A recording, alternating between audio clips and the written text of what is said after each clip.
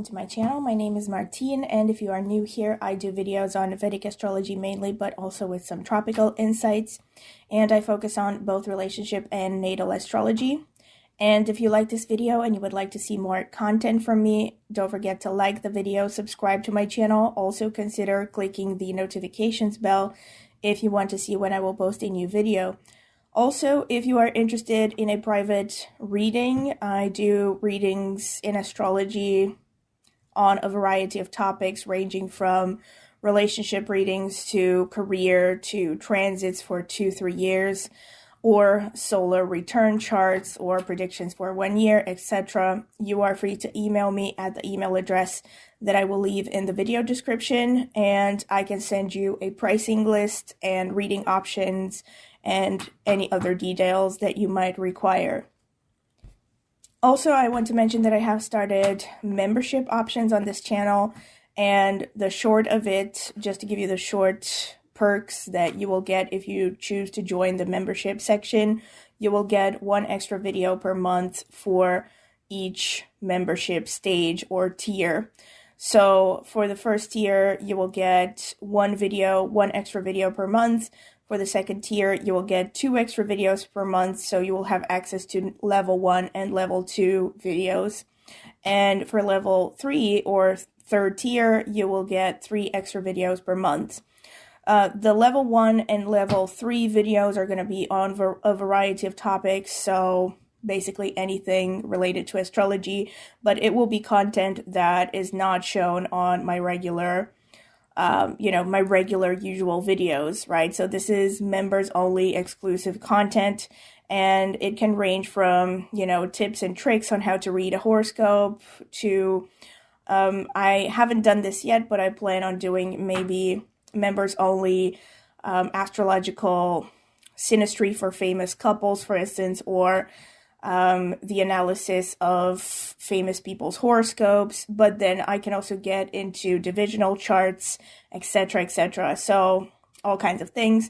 The level 1 or second tier of membership options is especially related to synastry astrology topics, meaning relationship-oriented astrology. So this could be things like how to discover which kind of partner archetype is right for you according to your horoscope, or it could be, again, different characteristics, whether you're going to have a good marriage according to your horoscope or a less than stellar marriage. But you can find more concrete examples in the lists that you will find in the video description, because I have added the playlists where you can already see all the videos that I have posted in each members section. So yeah, you can see what videos you will have access to from the ones that I have already done. But I will continue to post, like I said, 1 extra video per month for each level of membership.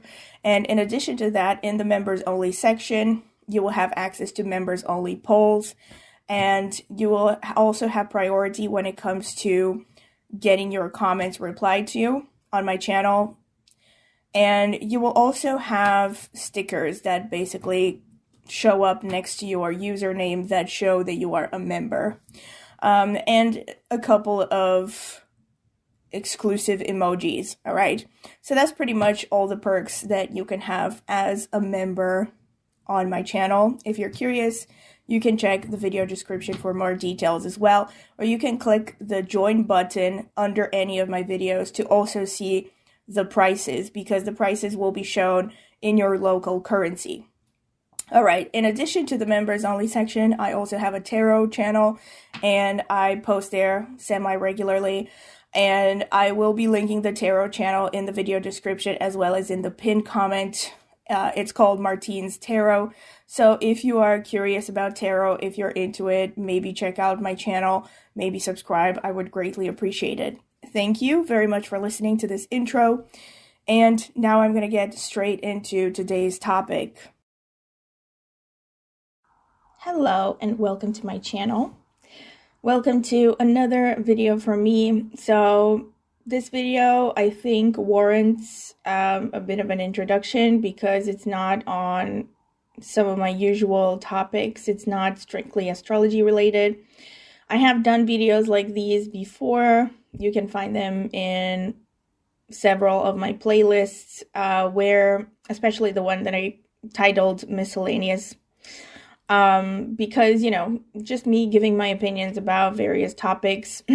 However, I want to start by saying that I thought about doing this video when I was gathering information for an astrology video on mental health, because it has been requested several times before, but I kept postponing it because I thought it was a delicate subject. And yeah, I've been postponing doing a video about this because I wanted to feel ready, and I'm also gathering information. I want to talk about some examples when I do the astrology mental health video. So I'm still kind of like working on gathering all that information. Anyway, but when I was working on gathering, charts and information about astrological configurations that might lead to mental illness, I just suddenly stopped to think that, I have my own things that I would like to talk about when it comes to the topic of mental health, as someone who has had a history of depression and anxiety. And in recent years, I have experienced some really bad, I guess mental health issues, if you want to call them like that. I mean, even though I don't really feel like talking about my personal experience, I feel like it is important to talk a little bit about my personal experience, just to let you know. And by the way, for those of you who are longtime viewers for my channel, of my channel, and you are familiar with Satabishak Nakshatra, I've done a video separately about it. I've talked about how it's the wounded healer and all that, and how it's connected to the medical profession. Well, I happen to have Mercury conjunct Rahu in Satabishak Nakshatra. And, this is one of the configurations among many, but I'm going to discuss the astrological configurations more in depth in the separate video, where I'm going to stick to astrology strictly. But I just wanted to mention this about myself. Like, it's really funny because I've been analyzing horoscopes for a long time, and I don't even think too much about my own horoscope a lot of the times. And I just realized how I have had a history of, mental health issues, and I have Mercury and Rahu and Satabishak, and just like the typical energy of Satabishak would suggest, I'm the kind of person that has really learned through suffering. So, like, I did not come from a background where psychology was talked about or even acknowledged, honestly. My parents were born in the 1950s in a communist state in Eastern Europe, the same state that I grew up in and I still live in, but is no longer communist. But during communism, mental health held a very bad stigma, Mental health was something that basically was not encouraged. Psychology did not exist as a subject, as you would expect in a narcissistic totalitarian state like any communist society that ever existed. They would never encourage something like psychology because psychology encourages self-awareness. And the last thing that what a narcissist would want would be for the population to become self-aware. And aware of their circumstances and therefore question authorities and all that stuff. So as you might imagine, on top of that, they had a way of making sure that, mental health and psychology was stigmatized. Back then, they had these things called national work cards, for instance, where basically your entire records were somehow brought together, your work records, your medical history and all that. And if you were someone who at some point ended up in a mental institution, or you needed psychiatric treatment, or by the way, as far as I know, there were no therapists, actually. There were only psychiatrists back in those days. So if you ended up in an institution or you needed psychiatric treatment, you were branded on this work card thing that was kind of like a work permit, and it made it difficult for you to get jobs, to get certain positions, because everything was filtered in a centralized system, by the state. This was communism. So there was no such thing as like, the state won't give me a job, but maybe someone else in a separate private business would give me a job. There was no such thing as a private business. Everything was run through the state.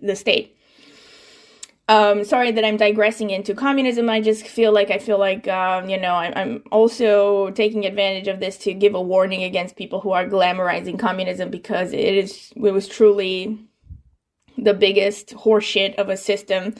And in fact, communism itself was a factor that drove mental illness in the population, just as narcissistic abuse in general creates mental illness, So, anyway, starting about, let's say, my experience, but also about things that I have noticed. I just felt like I wanted to give my perspective. That's what I wanted to say. What I wanted to say is that what I've noticed is people with mental health issues. Now, there are various degrees of mental health issues. I want to say that, of course, I don't have a degree in therapy or anything of psychology, but I have learned a lot through, researching my own instability sometimes. I don't know if I should call it instability. I'm even a little bit nervous talking about mental health issues on this channel, even though nobody technically knows me and all this, but it's such a sensitive topic, and this is why I wanted to talk about it, because there's such a sense of isolation associated with suffering from mental health. In addition to, the fact that the mental health issue in itself makes you feel isolated, especially if you have depression, anxiety. On top of that, talking about it to other people makes you feel even more isolated a lot of the times, unless you are very lucky to be around people who are emotionally mature enough, or let's say knowledgeable enough in psychology to understand that you need to be treated with gentleness and understanding and need to feel a sense of security and belonging. Most people, if you start talking about your mental health issues, they just make it worse. And in fact, I actually agree with Teal Swan on this, because I remember she said in one of her videos that the main source of suffering, and she was particularly talking about, suicidal depression, because she had clients who were severely depressed, even had one that took her own life, which turned out to be a huge controversy and all that stuff for her. But she was talking about how the main source of suffering is, or the main root of depression is being stuck in suffering alone. That's the main problem. So the alone part is the key part. And the fact that, people become depressed because generally they feel nobody understands them. Nobody can see what they're going through. They don't really have anyone to relate to that can share their experiences and, give them a sense of solidarity and belonging. So they get they get stuck spiraling in this dark hole of, isolation and feeling completely cut off from the rest of the world, even when there are other people physically around them. Because you could have other people physically around you, but if they don't understand what you're going through and they ignore your problems, or worst of all, even make fun of your problems, which happened to me when I was a teenager growing up in a family with a father who is a sociopath, I think, if not a narcissist, at least a narcissist, if not a sociopath, is what I'm trying to say. And whenever I would try to show any kind of, when I was growing up in my family, it was not okay to show any kind of emotion, much less vulnerability. Also, my father was involved in the military. He was actually in aviation, but he was very much the prototype of what feminists call toxic masculinity.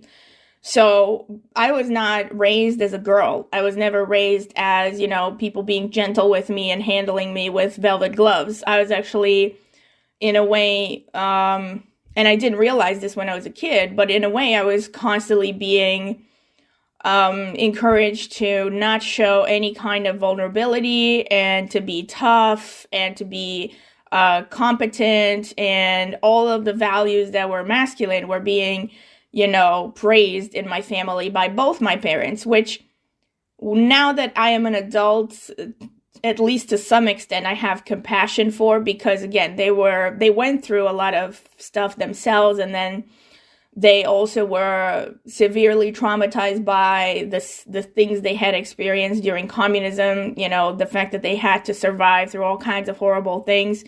And they grew up in a very narcissistic environment where everything was all about survival. It was like, every man, woman, and child for themselves.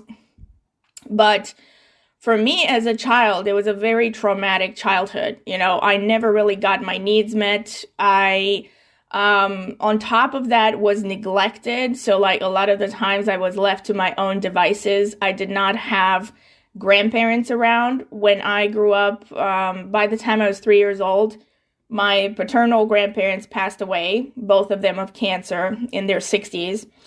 My grandmother died when I was about 1 year old. My grandfather died when I was about 3 or 4. And I didn't really have any connection to them. And then my mother's parents moved abroad when I was about around the same age, like 3 or 4 years old. So I did not have any other extended family that was there to give me support or to take care of me. I had multiple nannies who took care of me by the time I was 5. My mother went to work. Just to give you the background feeling. And on top of that, my father was a narcissist, and I was the designated scapegoat of the family. So I was the one who bore the brunt of his temper and his insults and all kinds of forms of abuse. And I was so, when I was a kid, when I was growing up, even until my 20s, I was so unconscious about this whole thing because, again, I did not have access to knowledge that you have. Like kids nowadays, for instance, they can go on YouTube and see videos on narcissistic abuse and all this stuff. When I was growing up, there was no such thing. There were no discussions about mental health or about what a sane family is supposed to look like. I didn't even realize how insane my family was until I was well into my 20s.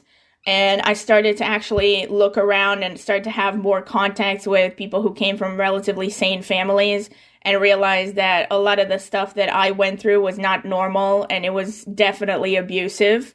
There was no other way to put it. And also because my father was the head of the family, and he was also someone who had a high social status, the rest of the family was always on his side. So whenever he would target me in a way, he would become abusive towards me or insult me or even physically threaten me, which I remember happened from the time that I was very young.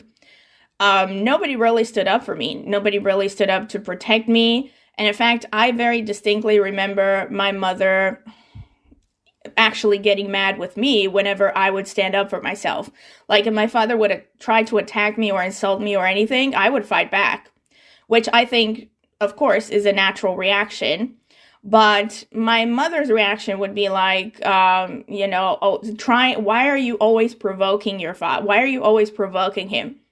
Like, why can't you just be nice, and all this stuff, which I didn't realize at the time, but obviously she had to live with him for a long period of time and had perfected the art of gray rocking, basically. And so for me, it was like being a child, I did not have any kind of understanding.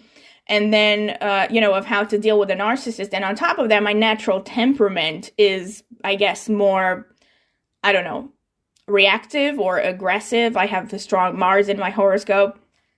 But the bottom line is, I'm not gonna bore you with details about my sad childhood because there are a lot of I guess there would be a lot of things to talk about. I could be here for hours. But the bottom line is that I did not get my needs met at all when I was a child. I did not have a basic sense of belonging or even safety, but I did not realize that when I was a kid. I just knew that I was miserable.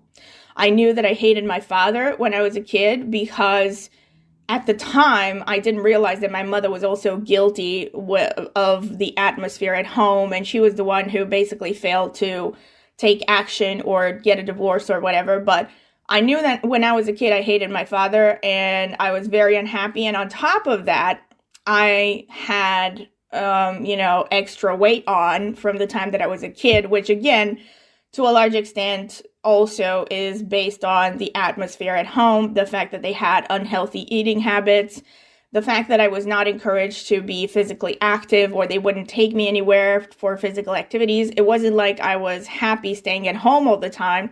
In fact, I distinctly remember being a kid and, wanting to go out, wanting to play. Nobody would ever take me out. We didn't go anywhere as a family, whatever. And on top of that, my father was an alcoholic.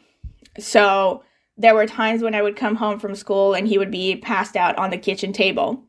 And that was not the worst case scenario. Worst case scenario was when he would come home drunk at like 11 p.m. and start arguing with my mother. And I would be sitting there in my room, hearing dishes breaking and my mother crying and me worrying that he might actually physically harm her. As far as I know, that didn't happen. But honestly, knowing my mother and her level of denial, I don't think she would have told me even if it did.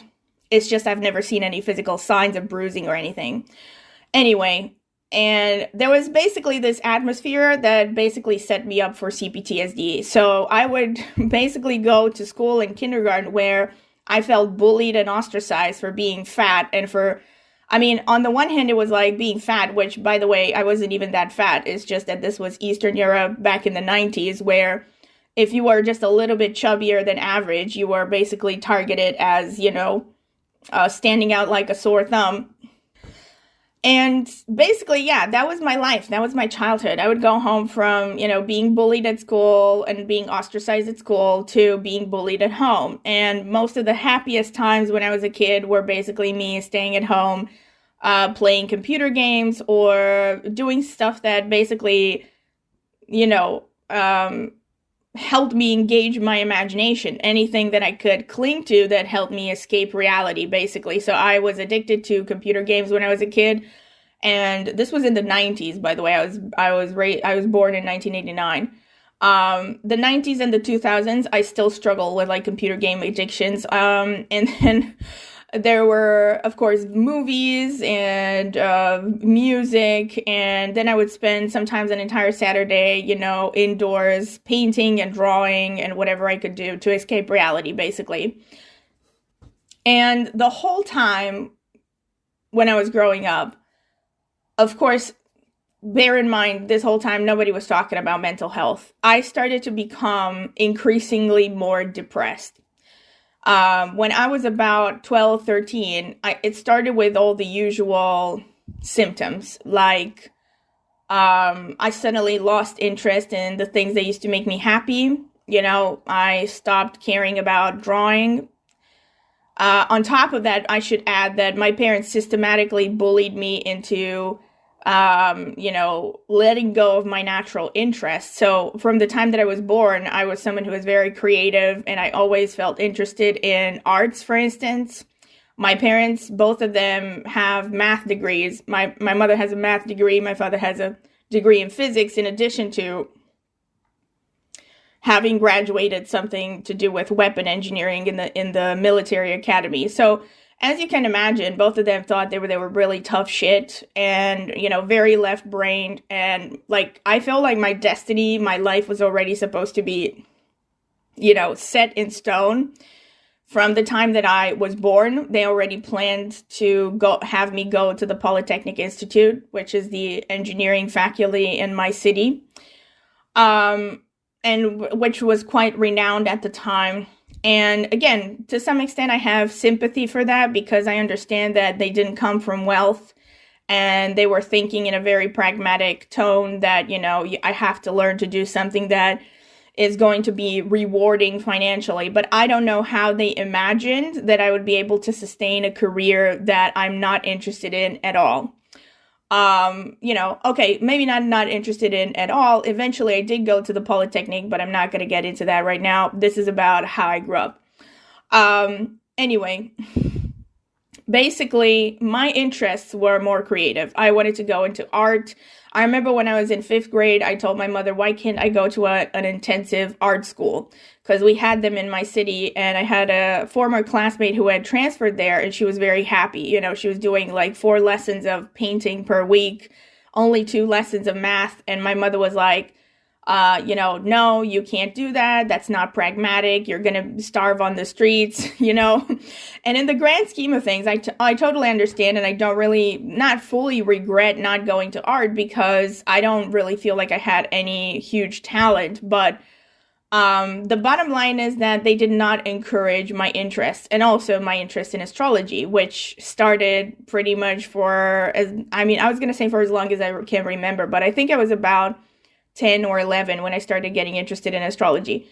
And I remember when I graduated high school, at some point, I found out that there was an astrology academy somewhere in a neighboring country. And I told my mother that I wanted to pursue that because I wasn't interested in going in engineering or anything. And my mother was like, no, don't be crazy, And it's like, don't be crazy. That's insane. I don't want to hear about it. Because again, math degree, graduate, and she was a self-taught programmer. So whatever. On top of that, I was pretty good. I was the kind of like prototypical jack of all trades in a way. When I was in school, I was pretty good in a lot of topics, but not very good at anything really. For instance, I remember that in math, I used to get really good grades with minimum effort. So I was never really terrified of maths, but I never cared about programming and stuff like that. So my parents, I think, thought that they could mold me into something that was convenient to them. And one thing that I will say, it's really complicated, okay? I just want to shorten the whole idea because it's complicated for me to even talk about how insane my parents were. Because a lot of the times people, the few times I've tried to talk about some things that were wrong, even with my therapist, because I've been to a therapist a few times. And whenever I try to talk about it, they would always point out like, oh yeah, but your parents are still helping you out. Or like, your parents did help you out when you were a kid, which was true. When I was in grade school, my father suddenly started to take an interest in my performance in math class. And so he pushed me to do some tutoring with him, basically in mathematics and some physics. But the bottom line is, my father tried to turn me into a mini me. He never saw me for who he still doesn't really know who I am.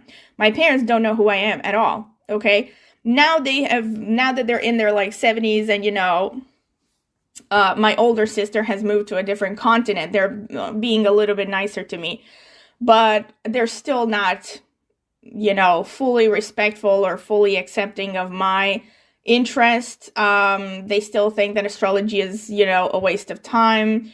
And they're still kind of like pushing me sometimes to move to different interests. And actually, I just recently watched, I'm sorry that I'm jumping around from one thing to another. By the way, one of the many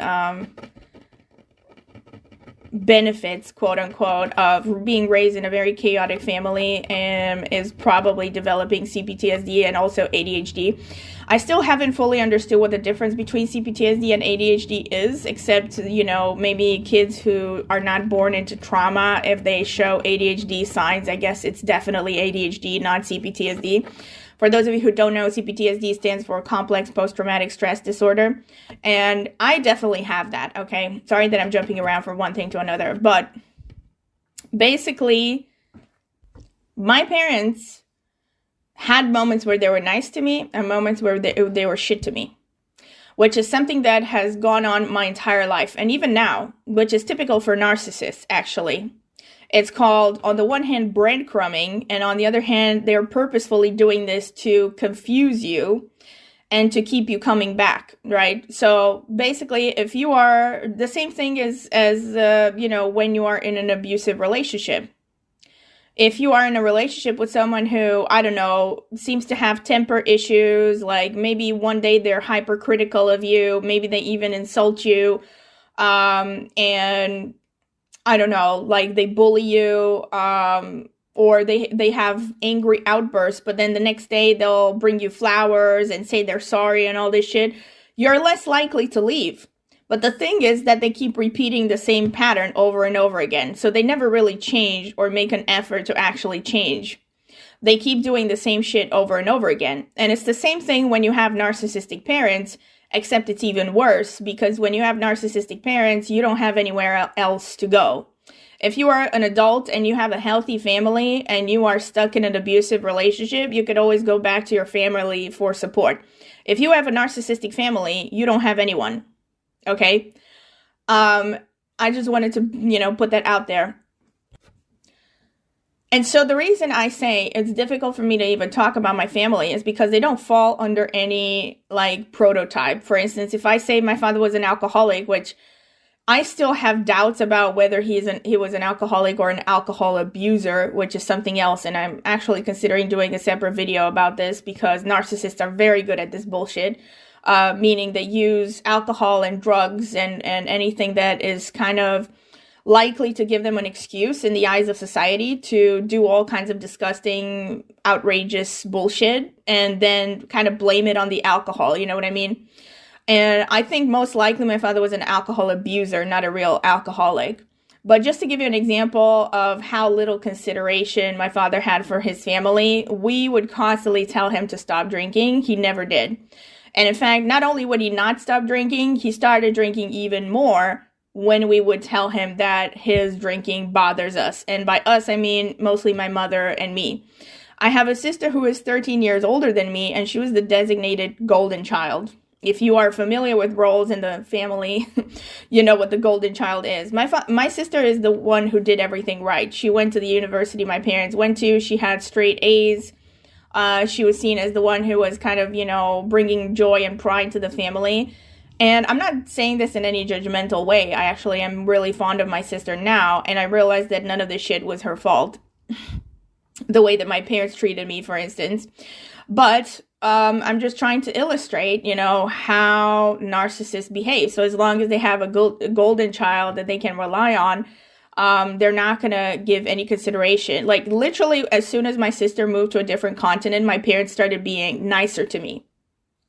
Like not overnight, not a lot nicer. There was still a lot of inappropriate bullshit that happened. But overall, yeah, they started being much nicer and more understanding. All of a sudden, they want to help with money and all this stuff. But when my sister was here, it was like, and in fact, not only when my sister was here, but when she visits as well, I'm seen as, lower tier somehow. I'm treated with the less interest and the less attention and all this shit.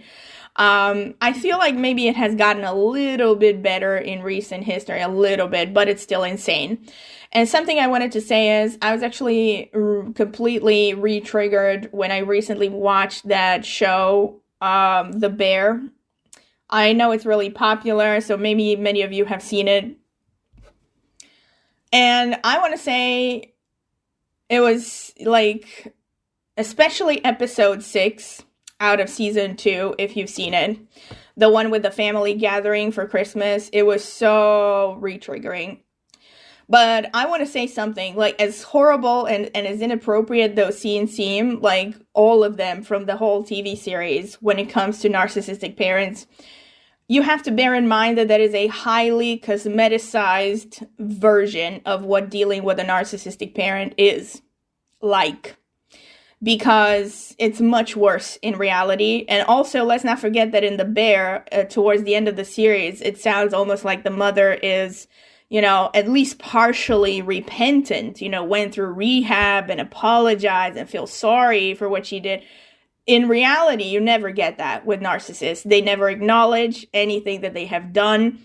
And it doesn't matter if you are 15 or 25 or 35, like yours truly over here. They always treat you like the same person that you were when you were 5 years old. They still act like they should be able to control your life. They still act like they know better. They still don't respect you, not fully. My parents, for instance, still treat me sometimes like I'm a child, even though, I have my own place now and I'm fully grown and I have my own opinions and everything. I'm still sometimes feel like I'm treated like, the idiot child of the family. And that's not even the worst of it. I won't even get into the worst of it.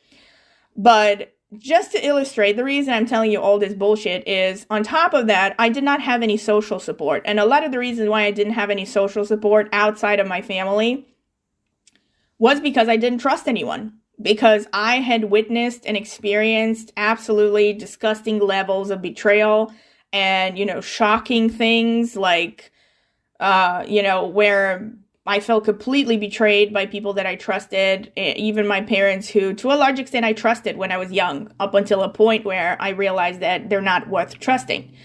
And so if you're raised in this kind of an environment, you are set up already to be hyper vigilant later on in life. So I didn't go to parties. I did not go anywhere where I was invited as a teenager. And to some extent, and then on top of that, I also had the weight problems, which to a large extent, I still have weight problems, by the way. But to a large extent, the weight problems, yes, maybe they're psychological, but to a large extent, I think they're also hormonal, because I've actually read studies that show high levels of stress will prevent your body from burning fat. So it's only natural. And on top of that, of course, a person who doesn't have any social support is going to have high levels of stress,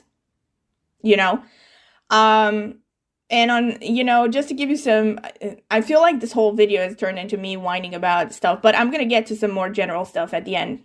I promise. I just want to illustrate the background that I come from in order to set you up for the mental health issues that I've had later on. So I was depressed. And in high school, I did not fit in. I did not have any close friends.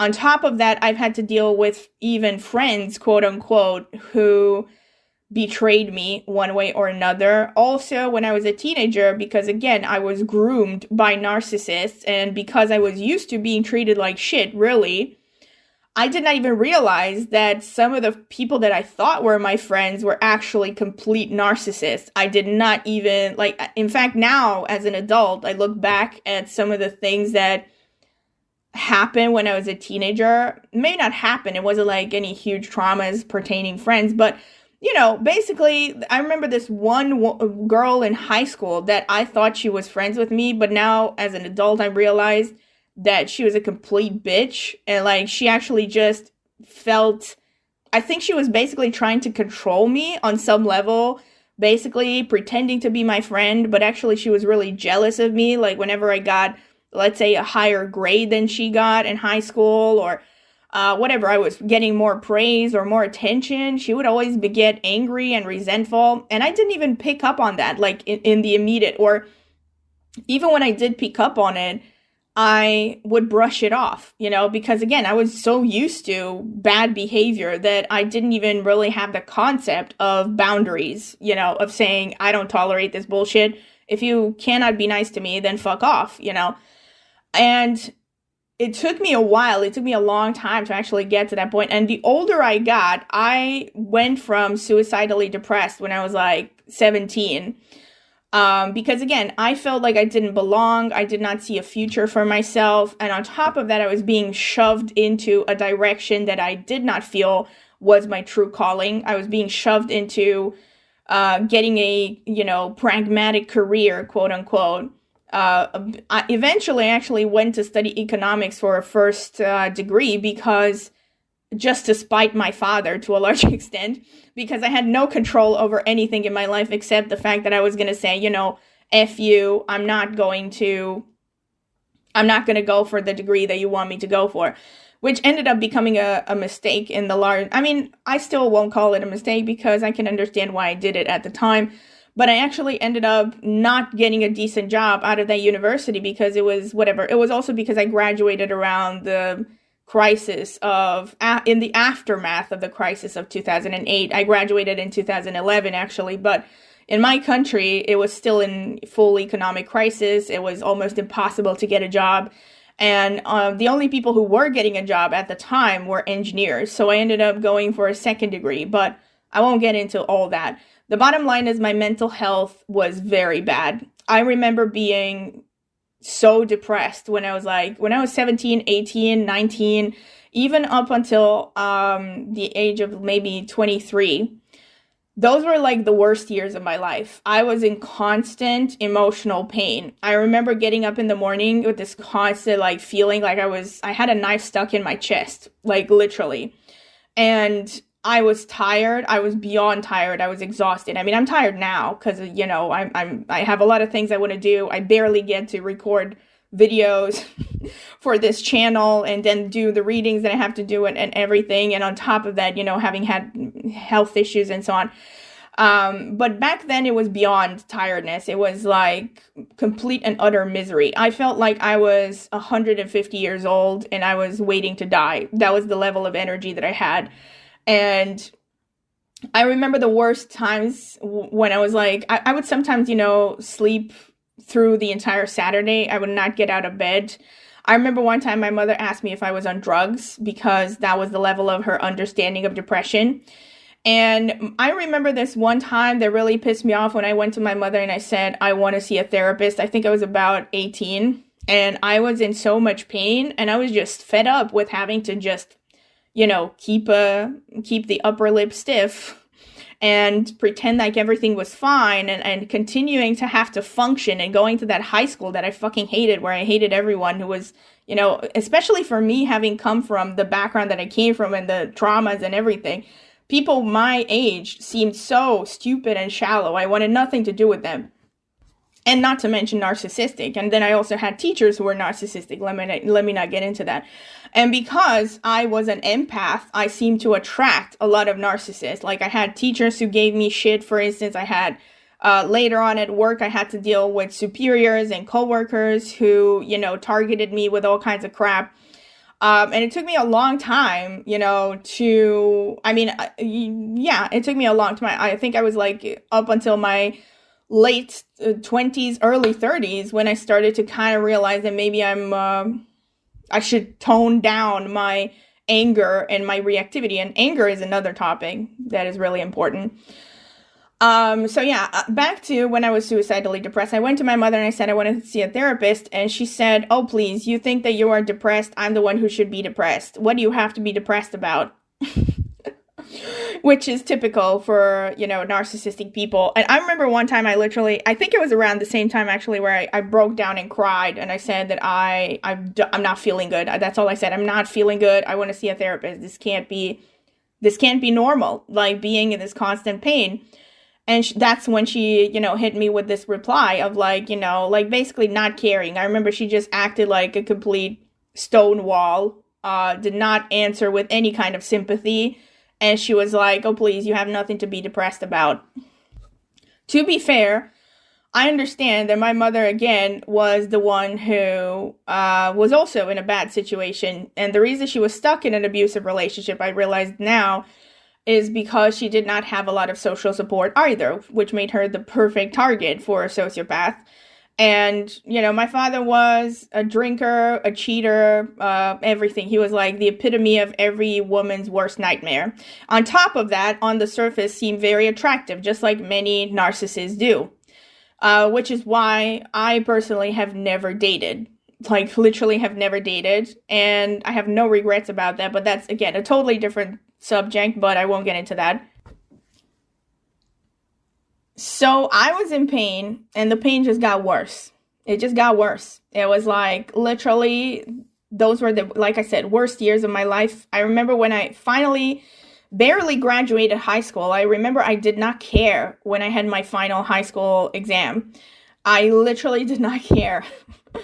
I remember I was pretty good at math just because I was naturally good at math and I could still function. And also math was something I was good at. I think on top of that, on top of everything, I also have ADHD or am on some kind of neurodivergent spectrum because I struggled with school a lot as well. I don't know how much of that was cptsd and how much of it was just maybe, I don't know, there was something unusual about the way that I think. But I always had a problem with memorizing things. I'm not good at memorizing. I'm not a great reader. And I always struggled. I seemed to struggle at the subjects that everyone seemed to find easy. And meanwhile, I was doing well at the subjects that everyone thought were hard. So when I was in school, I was really pretty good at math. Like I was the kind of kid that would solve the most complicated math problem in the class. And then I would fail, literature, like, because I couldn't be bothered to read the book that they wanted us to study or some shit. And I remember I barely graduated. I actually barely graduated the exam in literature. It wasn't just literature, but it was my native language, and even when it came to languages, the things that I was best at, usually at least in my language, was grammar, because grammar was the more logical, structured part that did not require a lot of memorizing. When it came to literary commentaries or memorizing poetry or any of that, I was shit at all of those things. And so I barely graduated high school, being horribly depressed. And then I started university, my first university, which was a degree in business administration, economics.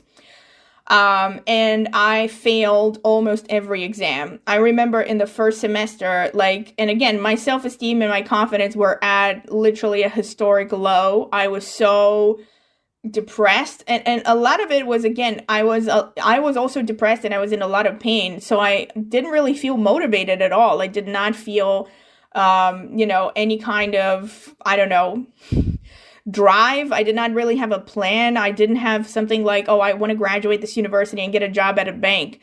I literally felt so hopeless, like completely hopeless. I remember being 18, because that's when I started university, and I was so convinced that I would be dead until I turned 25, because I was in such a huge amount of pain that I felt something was going to happen. Like, I don't know, I was going to have a heart attack, or I don't know, an aneurysm would pop on my brain or something. Like, I felt like it was not possible to be in such a huge amount of pain and not have something physically go wrong with you, And I remember just thinking I have no future, which now, again, from an older perspective, I realized was a symptom of cptsd. People with cptsd basically develop a whole overactive amygdala, which makes their entire lives be stuck in a cycle of survival, and their brains are more reactive and less likely to be able to see the long term. It's all about survival and what happens in the now and in the immediate.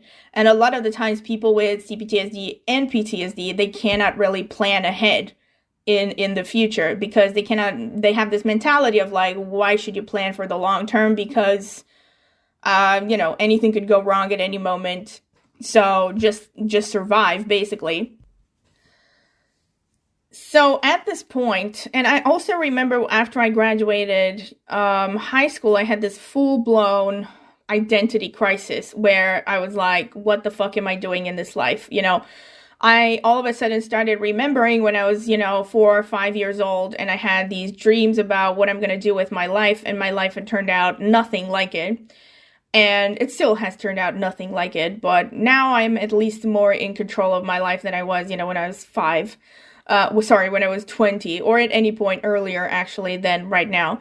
But I remember when I was a kid, I used to have these dreams about how I'm going to have my own business. And, I had a lot of dreams when I was a kid. I mostly wanted to study something to do with biology, something connected to the natural world. And I wanted to be also developing creative sides activities like painting and stuff like that. So my plan for my life when I was a kid was something like, I'm going to be a biologist who paints in her free time or something. And I had this like full-blown identity crisis where I realized I was nowhere near that goal. I did not feel fulfilled. I realized that I would hate working in a corporation. And again, in economics, I struggled because there was a lot of theory that had to be memorized. I kind of went into it thinking it was going to be mostly mathematics, but there was a lot of theory. I had like subjects like commercial law, where basically it was all just memorizing opinions and theories and all this shit. And I seriously struggled. I had really bad grades. And on top of that, everyone in my city at least was bad-mouthing this university. It had this reputation of being an easy university, an easy degree. And I was failing almost every exam. I had exams that I had to take like 4 times and all this stuff. And to a large extent, it was because I could not mobilize myself. I could not focus on it because I had so little natural interest in it. And I barely graduated. Finally, I graduated after 4 years, and it was a 3-year degree. And back to the mental health, though, when I was around 20 years old, and I was around 20, I think, 19, 20, I was still in the worst depression of my life, and I was like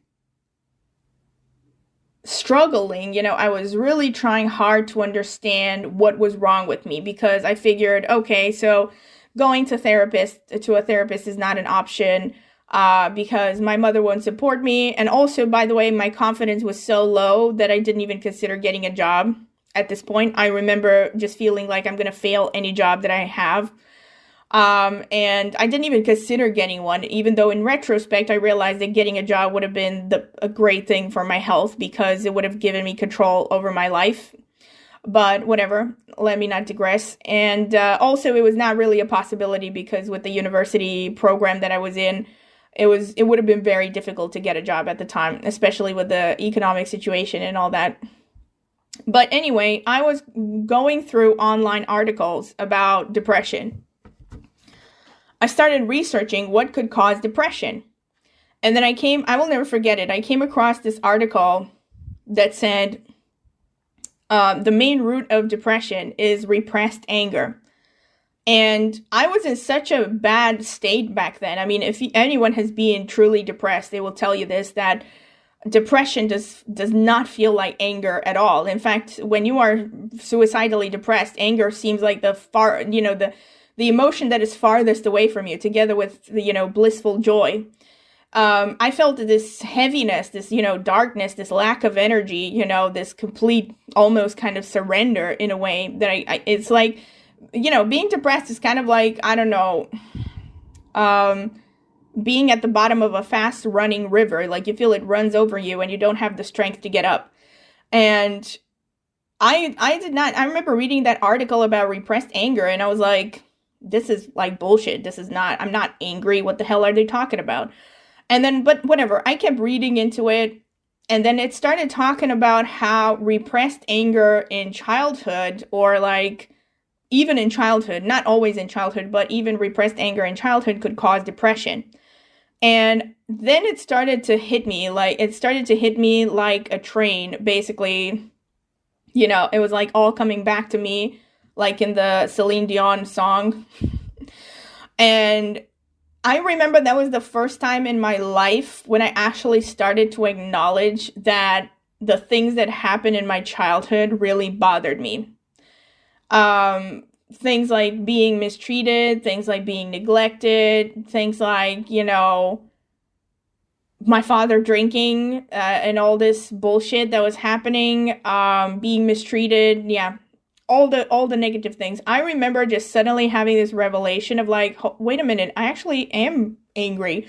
And it wasn't like I felt anger, but I remembered being a child, for instance, and being extremely angry. And I was very angry. When I was a child, I was, I'd have angry outbursts where I would throw things against the wall. I would destroy toys. And, generally had all kinds of like temper issues, basically.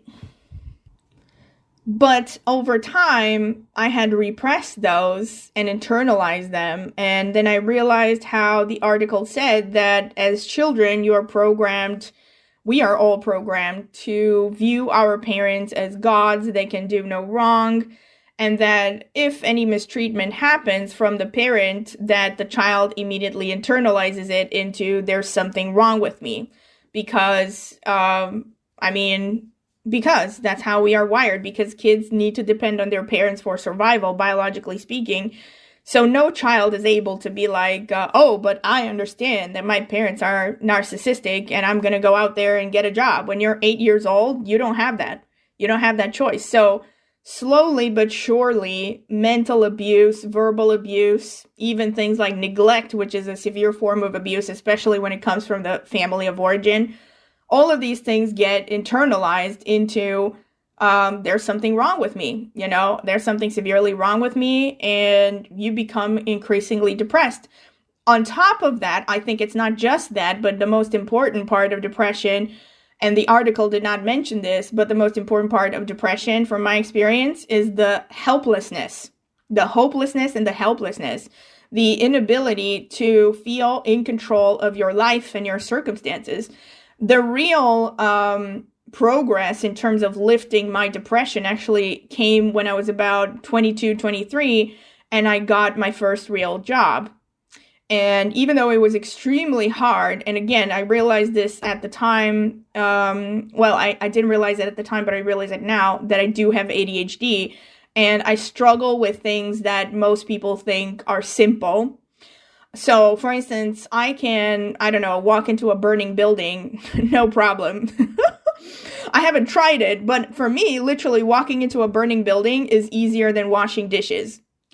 And I took jobs at the time because, again, it was a crisis situation. I could not get a job into something like economics. And also, I was not exactly that well prepared in economics because I did not study the high level economics like finances and all this stuff, banking, that I could get maybe a good paying job in. And instead, I had to take a job working in a supermarket, which was basically my worst nightmare. Things that I was never good at my whole life, cleaning and cooking, you know.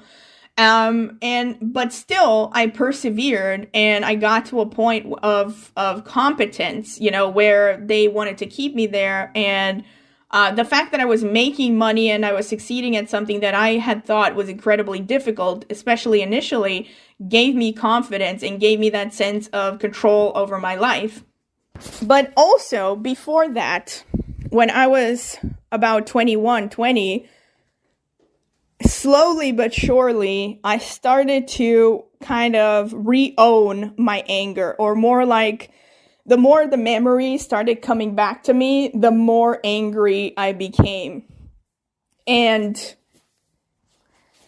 I started to use that anger to motivate me to, first of all, graduate my first degree, and then later to start to slowly kind of work towards, you know, making my own money. I started by doing all kinds of, you know, small things. Like I remember I got involved in Herbalife at some point right after I graduated because, again, I couldn't get a job. So I figured any kind of socializing is better than nothing. Don't judge me. I eventually left after like less than 6 months, I think. But it was a learning experience. Then I took another course and, you know, in human resource evaluations and stuff like that. Things that kind of slowly helped me get out of my shell and then later helped me to get my first job. You know, and it was still not like, oh, I'm cured, because I was still financially dependent on my parents. I still lived at home, which was a nightmare. And eventually I decided to go for a second degree, which was the Polytechnic Institute. And the reason I went to it finally was because I realized that with my degree, I wasn't going to get a decent job. And at the time, like everyone that I was talking to, like former classmates and such from high school and grade school that had gotten decent jobs, they all had graduated from the Polytechnic Institute. So they were all going for engineering, and those were the jobs that were still being sought after during the crisis and in the years afterwards. So I figured I could try to, you know, keep the job that I had working in a supermarket, then hope that maybe one day they will make me a manager maybe or something better. But I also didn't want to stay working in a supermarket. I felt like I was too intelligent, and yeah, I had a pride about it as well. And I felt like I was too intelligent to just stay in a supermarket. I wanted to, get a degree in engineering. And all of a sudden it was also a pride thing because the Polytechnic Institute, unlike the economics faculty, had a reputation of being very hard to get into and even harder to graduate from. So it wasn't even so much, 50% of the motivation, yes, was to get a job that would help me support myself. But the other 50% was basically, I wanted to prove that I could do it. I wanted to prove it to myself first and foremost that I could do it. So I have to restart the topic after like 3 days because I didn't have time to continue at that time when I started it. I didn't mean for this to be like the story of my life or something, but like I said, I feel like it's important for people to understand the background that I'm coming from, at least to some extent, in order to explain some of the quote-unquote mental health issues that I have experienced. And Yeah, I was back. So I think I left off. Sorry, I think I stopped when I was talking about my 20s and starting to realize what caused my depression and how I was really angry and basically repressed. And I started to kind of get control over my life, and that was the beginning of kind of slowly um, moving from moving away from depression. But it was a very slow process, and I still had to live at home because I did not have any extended family that I could rely on. That would have been healthier, let's say, and I also did not have the finances or the means to become independent, to move out by myself. On top of that, I had very low self esteem, very low confidence, which was to a large extent, I didn't realize it at the time, but I know now, it was a byproduct of my upbringing. And, well, also things that I experienced in school where I didn't really fit in. But if I had known the things then that I know now, I think I would have had a much better confidence, much higher level of confidence, and much better self-esteem. I remember, but moving strictly to the topic of what exactly I experienced in terms of mental health, I remember when I was about 2021, I experienced, actually even earlier than that, I think I was like around 19, I experienced something that I realize now was basically kind of a bipolar episode. It was a manic episode. And I remember the first time it started, and after having been depressed for a very long time and like sleeping 10 to 14 hours a day and feeling tired all the time, I suddenly started to experience the complete opposite, which is that I started having these, hyper confident bouts of energy where I felt I could walk through walls, I felt like nothing could stand in my way, and I was hyper energetic. And I remember the first time it started, I thought like, wow, depression just ended just like that. I remember just feeling like, wow, is this the end? Is this the end of my depression? And, because all of a sudden I didn't feel sad anymore. And in fact, I felt, ready to take on life, and I was full of energy and full of ideas. And I couldn't sleep at night. I went from someone who was sleeping like 10 hours a night to barely being able to sleep 3 or 4 hours a night. And I would like wake up every hour, and I would be, hyperactive. I had all these ideas and things I wanted to do, and things I wanted to read. And my mind would be spinning in circles. I would jump around from one thing to another. And after like a few days of this, I started to realize that something ain't right, because this wasn't like, at first it felt like all of a sudden I was getting all of my energy back, but then I started to realize that this doesn't feel healthy and it's not sustainable. Like I was not able to sleep, and my mind again was like spinning at the speed of light, and I had all these ideas in my head at once, and I couldn't follow through anything. I would start a lot of things at the same time, and then I couldn't continue anything. And then it ended. I would go like this for like a few days, and then I would be depressed again. I would go through another bout of depression.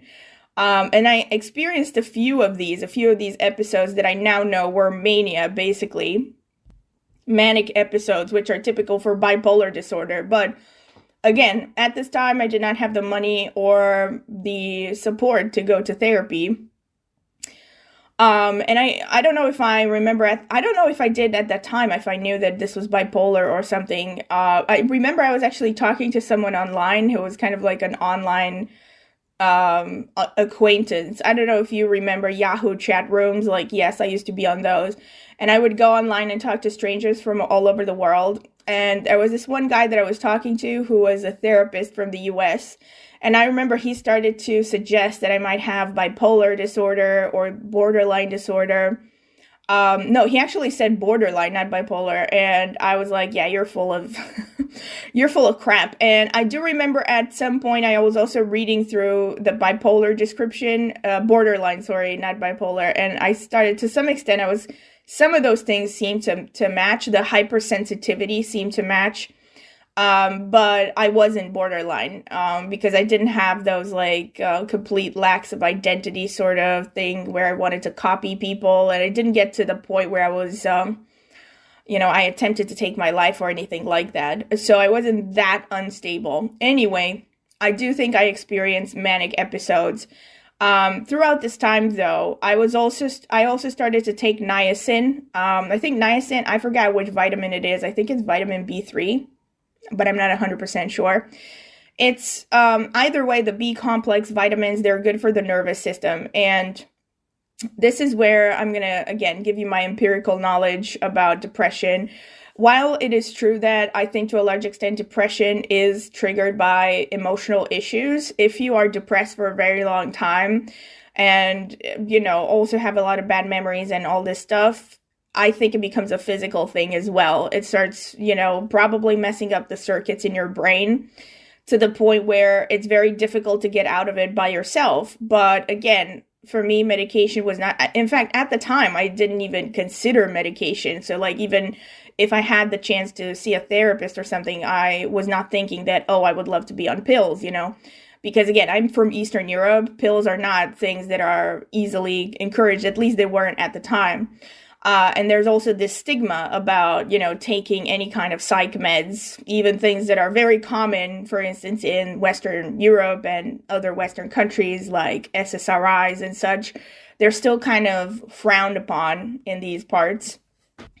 But I remember watching this documentary, Food Matters. I think it came out in 2010, and there was this guy there who talked about the importance of niacin. He was a doctor or a psychiatrist, and he described a case of this woman who basically, he claims, almost cured her depression by taking large amounts of niacin, which is a vitamin that really supports the nervous system. And so I started taking a lot of niacin, and I really think that helped. I remember it did make me feel better. And even now, actually, when I feel down, especially when I feel down, but even on a semi-regular basis, I take vitamin B complex, the vitamin B complex, basically, which includes niacin, because they're good for the nervous system. This is kind of like, an off-the-counter thing that you might try if you have depression. Just thought I would throw it in there. In addition to things like, starting to exercise more. For me, it was like I would start to go swimming more. As much as I could, because I know when you're severely depressed, you don't feel like leaving the home, much less go have some physical exercise. But, slowly, I started to work through depression. Another thing that I did internally was I started dropping the shame. Especially growing up in a narcissistic environment, I really had absolutely very little. Okay, I'm not going to say none, but I had very little emotional support. In the sense that I was constantly criticized. I got way more criticisms and hatred than I ever got emotional support. And so I had a lot of internalized negative dialogue, a lot of maybe some deep-rooted shame as well. And, I stopped with that. Like, the more I got out of depression, another thing that happened, by the way, is I stopped allowing people to treat me badly. Now that I look back at this, it's almost like it seems so foreign from who I am right now, because right now I would immediately not take shit. But when you would have looked at me, if you would have looked at me when I was a teenager, and even when I was around, in my early 20s, 2021, I was still in a state where, actually, more like my teens, not so much 2021, but I was in a state where I just, again, because I grew up in a very narcissistic environment, I just was not, did not have healthy boundaries. So if people try to push me around, I did not immediately fight back. And instead, I would kind of sit there and allow people to criticize me or to be disrespectful. And I didn't even realize that was feeding into my depression, because of course it does. If you don't feel supported by your environment, or you feel like you constantly have to walk over parts of yourself to be accepted, of course it's going to feed into your depression. So literally one of the first things that started, aside from the fact that I started to make my own money, was also the fact that I started putting up really healthy boundaries. And it got to the point where even though I was living at home, thankfully my parents were both retired by the time I was 19, and they started spending more and more of the year in the country home. So I did not have to spend as much time with them. And as much as that sounds savage, that helped me a lot with healing. Because if you have to be, and my heart goes out to anyone who has to live with a narcissist. I actually recently this year had a reminder, a gentle reminder from the universe of how horrible it is to live with a narcissist when I went to visit family. And I'm not going to give details, but I'm not going to give details to who this person is, but this is someone who lives with my family, and I never particularly liked this person, and I think it was mutual. And the last time I saw him, it was for a very brief amount of time, didn't have a lot of interaction, and our interactions were always kind of brief. But this year I had to spend more than a month living under the same roof as this person, and it 100% reminded me of what it felt like to live at home and have to deal with my father's emotional abuse. It wasn't as bad as the shit that I got from my father, but it was pretty much the same bullshit, like nitpicking, random criticisms, even things like name calling every now and then, people telling me, for instance, picking on the fact that I like astrology and how much of a waste of time this is and stuff like that. And I always kind of had a suspicion. I mean, since I found out what narcissism was, I had a suspicion that this person is a narcissist. And once again, I had it confirmed basically this year. And I had another confirmation, like I said, gentle reminder that it's still much better to be alone than to be around these kinds of individuals. And this is one of the things that I started doing. Basically, I just stopped tolerating people. And while I know that it went in the opposite direction to a large extent because I started to isolate myself and I did not want to hang out with other people, it was unfortunately necessary for my recovery, for my mental health. And I'm talking about my 20s, because throughout my 20s, there were people who maybe showed interest in me, wanted to spend time with me, all this stuff, but I was over it. I was so over any kind of social games. I could see through everyone, and I just didn't want to risk my mental and emotional health. I just got to that point where, especially having gone through so much depression and suffering and all this shit, I just got to a point where I was like, my peace is way more important than, social interactions, as far as I'm concerned. And while, some people will say, oh yeah, but there are still good people in the world. I mean, I still have to meet good people, honestly. And at this point, this is kind of a parenthesis, not about my childhood, but in general, not about my early years. In general, I see people very well. Like, I read through people like it's nothing. And I could tell where a person's heart is. I could tell where their principles are. And I'm not talking about astrology here. If I know astrology, I will just read them better and faster. And I could read someone without even seeing them in person. But even when I see people on a regular basis without knowing astrology, I am very good at interpreting everything, every little mannerism, every little thing that they say and do. Everything gives people away in their true nature. And let me tell you, most people in the world are narcissistic without realizing it. Okay. And maybe narcissistic is not the best way to call it, but most people are out for themselves. You rarely come across people who actually believe in something higher than themselves. And it's that belief in something higher than oneself that makes you a kind person. Because as long as you are stuck in this very kind of, primitive animal mentality of everything is about how much you gain in life and you have to struggle for everything and life is all every man for himself, then you're not going to be a genuinely kind person, because you're constantly considering materialism. Materialism has become your religion. And some people, don't get me wrong, there could be people out there who are materialistic, but they're still decent.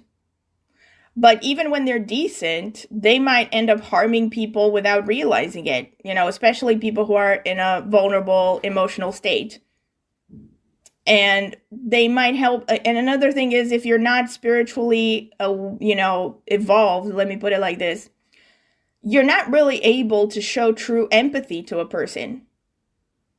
Because a person who's still very much in their, I don't know how to put it, like in their programming, let me put it like this, if they're very much identified with their personal history and their background and their family and their experiences and everything they had to work through and all this stuff, if they're very identified with that, they cannot go outside of themselves truly to connect to someone who comes from a very different life experience. Whatever. I will not digress here to what people, I feel like this is a totally separate subject of like what people should be doing in order to help people with mental health, but that's a separate subject. Anyway, so back to the topic of having experienced some manic phases. One thing that I want to say is this is kind of a jab at the mental health industry as well, because I had experienced some manic phases, but they went away and never happened again. So if I would have been in the US, for instance, and I would have seen a therapist at the time when I experienced manic phases, I'm pretty sure they would have gotten me hooked on medication.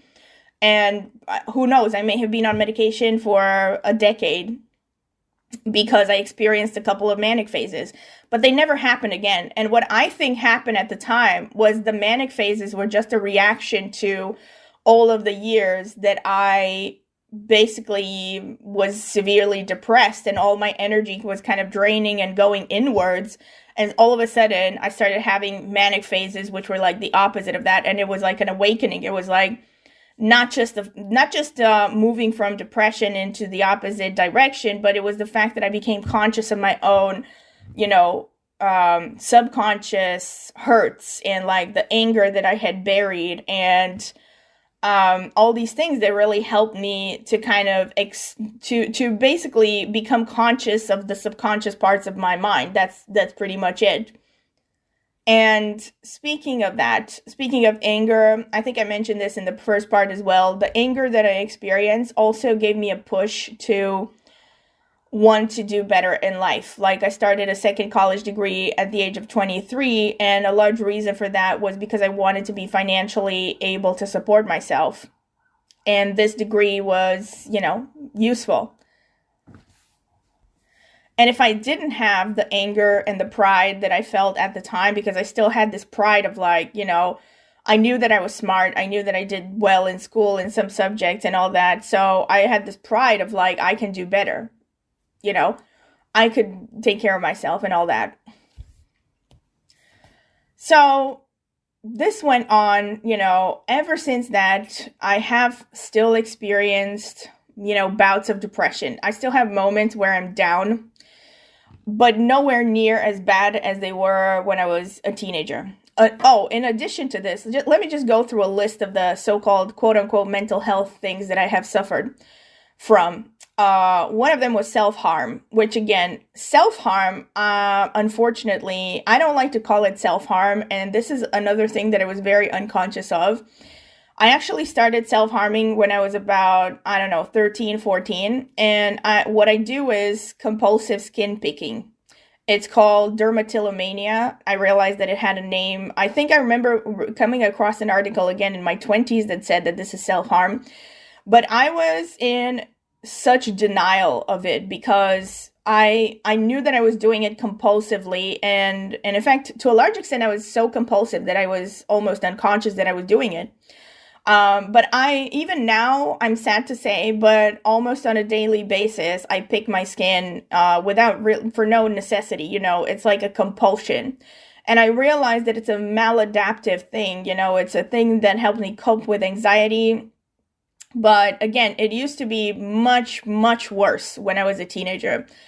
It was, got to the point where I literally had my whole shoulders, my upper body were covered in scars, and I looked like I had been attacked by a wild animal.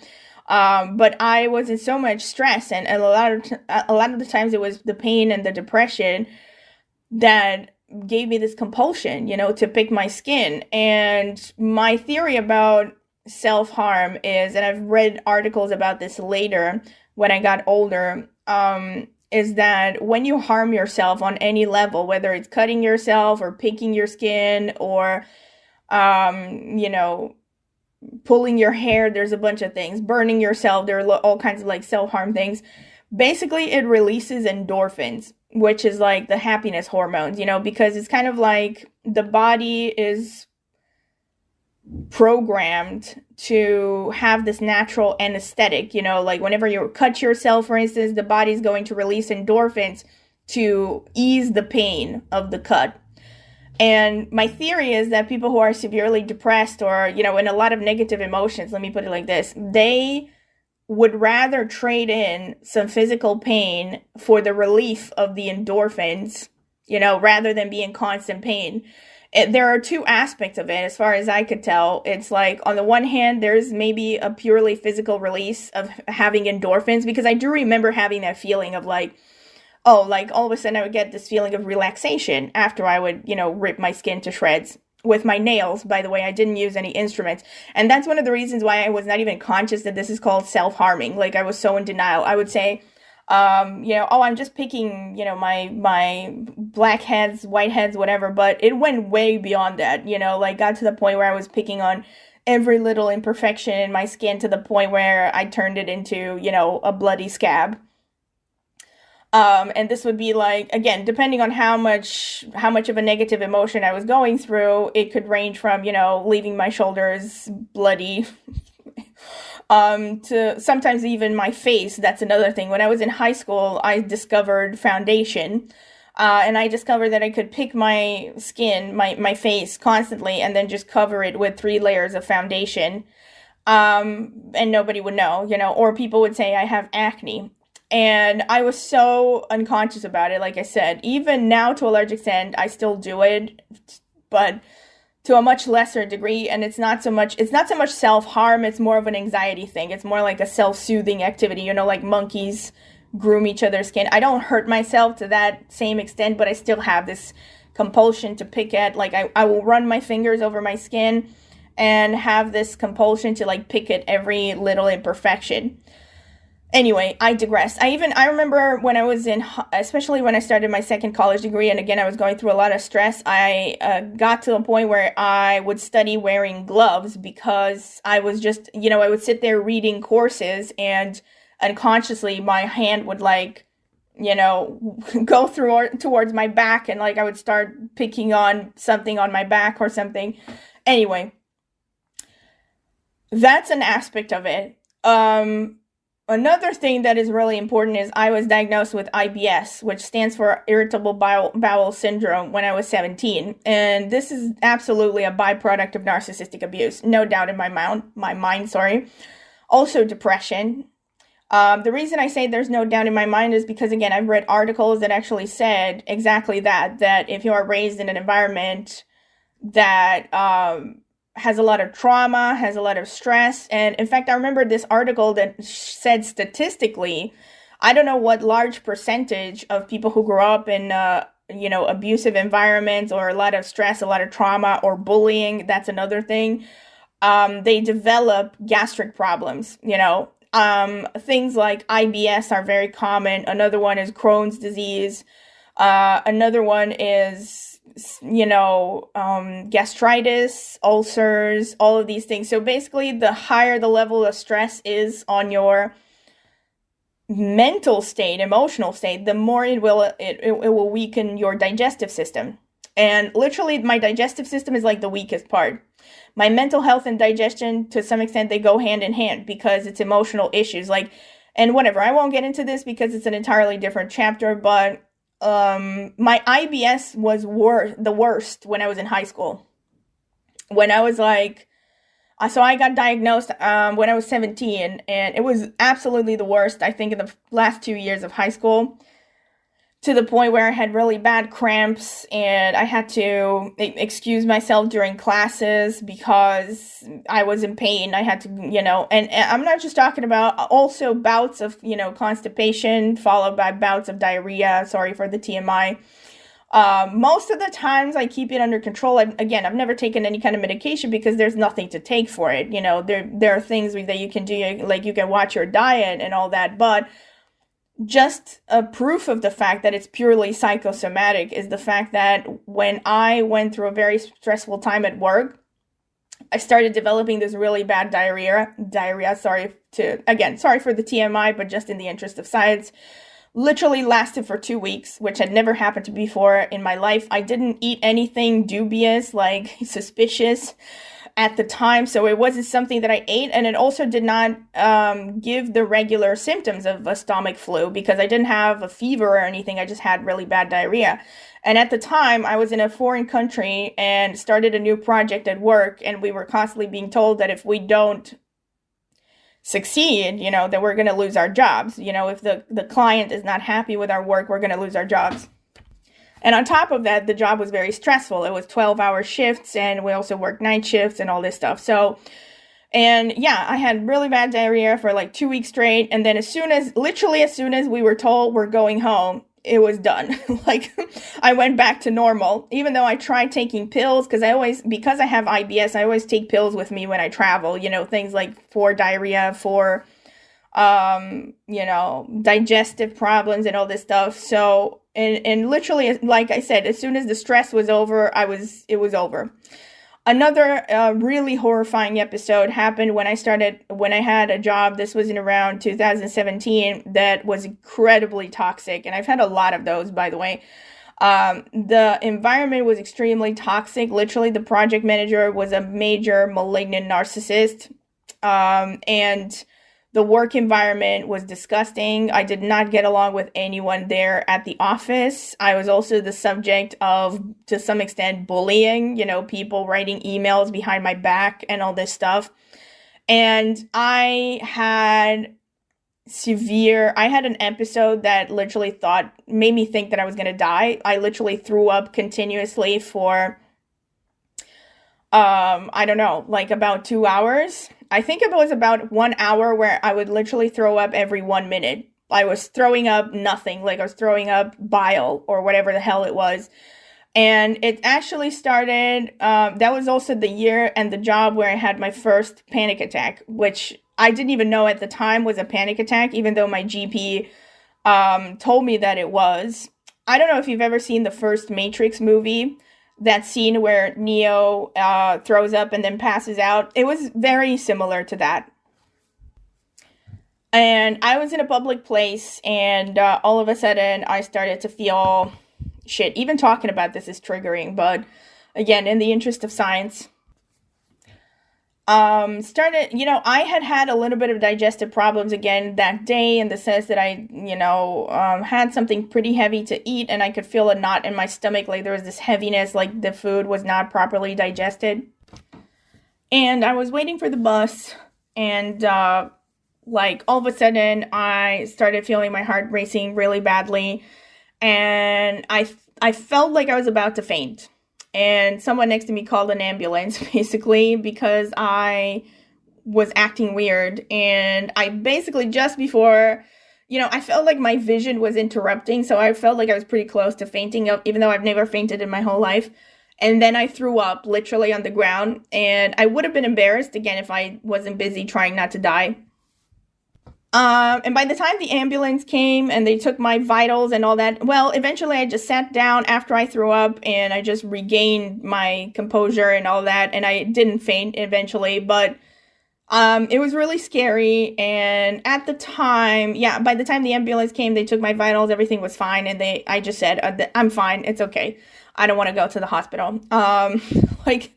And I was like, but I did go to my GP at the time, and my GP said, that sounds like you had a panic attack. And I was so in denial about it. I remember I was like, yeah, no, I didn't. Okay. And also to some extent, again, because of my previous programming and having been raised with this mentality of, being tough and keeping the upper lip stiff, my mentality was like, who are you calling a pussy? Like, what do you mean I had a panic attack? But anyway, that happened. I didn't think about it after that, until 2022 came along. Okay, I'm kind of fast forwarding, but this is going to be a very long video, so I appreciate anyone who is listening to this rant. So that was 2017. That was before the pandemic. Okay. I already had signs that my digestive system was going to shit.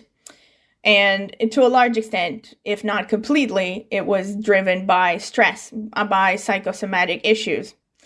And yeah, that episode where I threw up continuously, that was extremely scary because there was no explanation for it. I've never heard of anyone experiencing something like this. I was literally sitting in bed, and I was lucky to some extent because at the time I was visiting my parents in the countryside, and my mother helped to take care of me. My mother actually kept saying that I should go to a hospital, but I didn't want to because I felt like, what the hell will they be able to do? And it did go away, but I really freaked out. There were all kinds of thoughts going through my mind, like, what if I'm never able to eat again? What the hell is this? You know, I was sitting there Googling death by vomiting.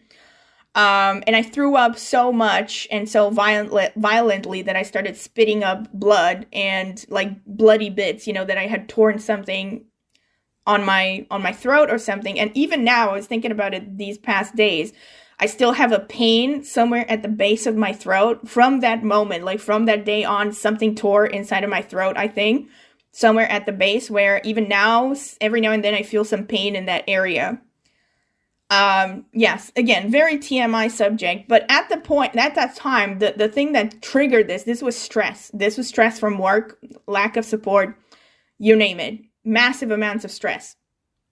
So I was under chronic levels of stress this whole time, but I was used to the idea that I could just override my natural needs, you know, the fact that I would need socializing, the fact that, and to a large extent, I don't feel sorry for that, again, because I still think that it's much healthier to be alone than to be around narcissists.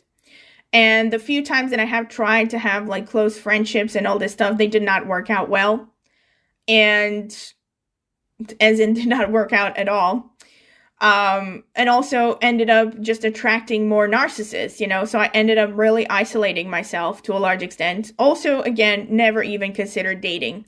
At this time, there are a lot of things to talk about, honestly. This is why I'm struggling to kind of organize it, because it wasn't just stress. I also had symptoms of cptsd. Which meant that a lot of things triggered me. A lot of things caused me a lot of pain. And again, this is something I realized later, like after the age of 30, that people with cptsd or PTSD, they have all kinds of triggers, things that trigger bad memories and traumas and all these things. And by the way, I have not told you the extent of things that happened in my family because there were worse things.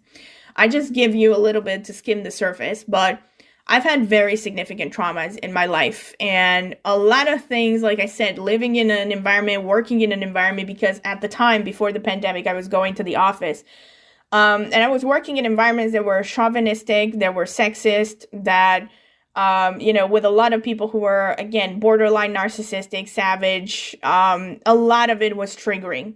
And the few friendships that I tried to have, like there was this girl that I would hang out with, for instance, in university, I ended up realizing later she was 100% a narcissist, you know, if not even worse than that, potentially a borderline.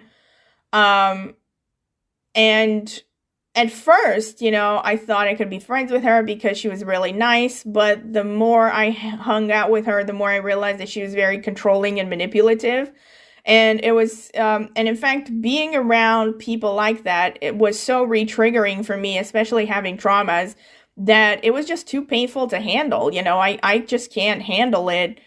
Whatever. There's this whole, again, it's an entirely separate chapter that I could talk about what re-triggering does to you and how it pushes you out of your normal functioning and triggers rage and, you know, disrupts your productivity, your daily life, you know.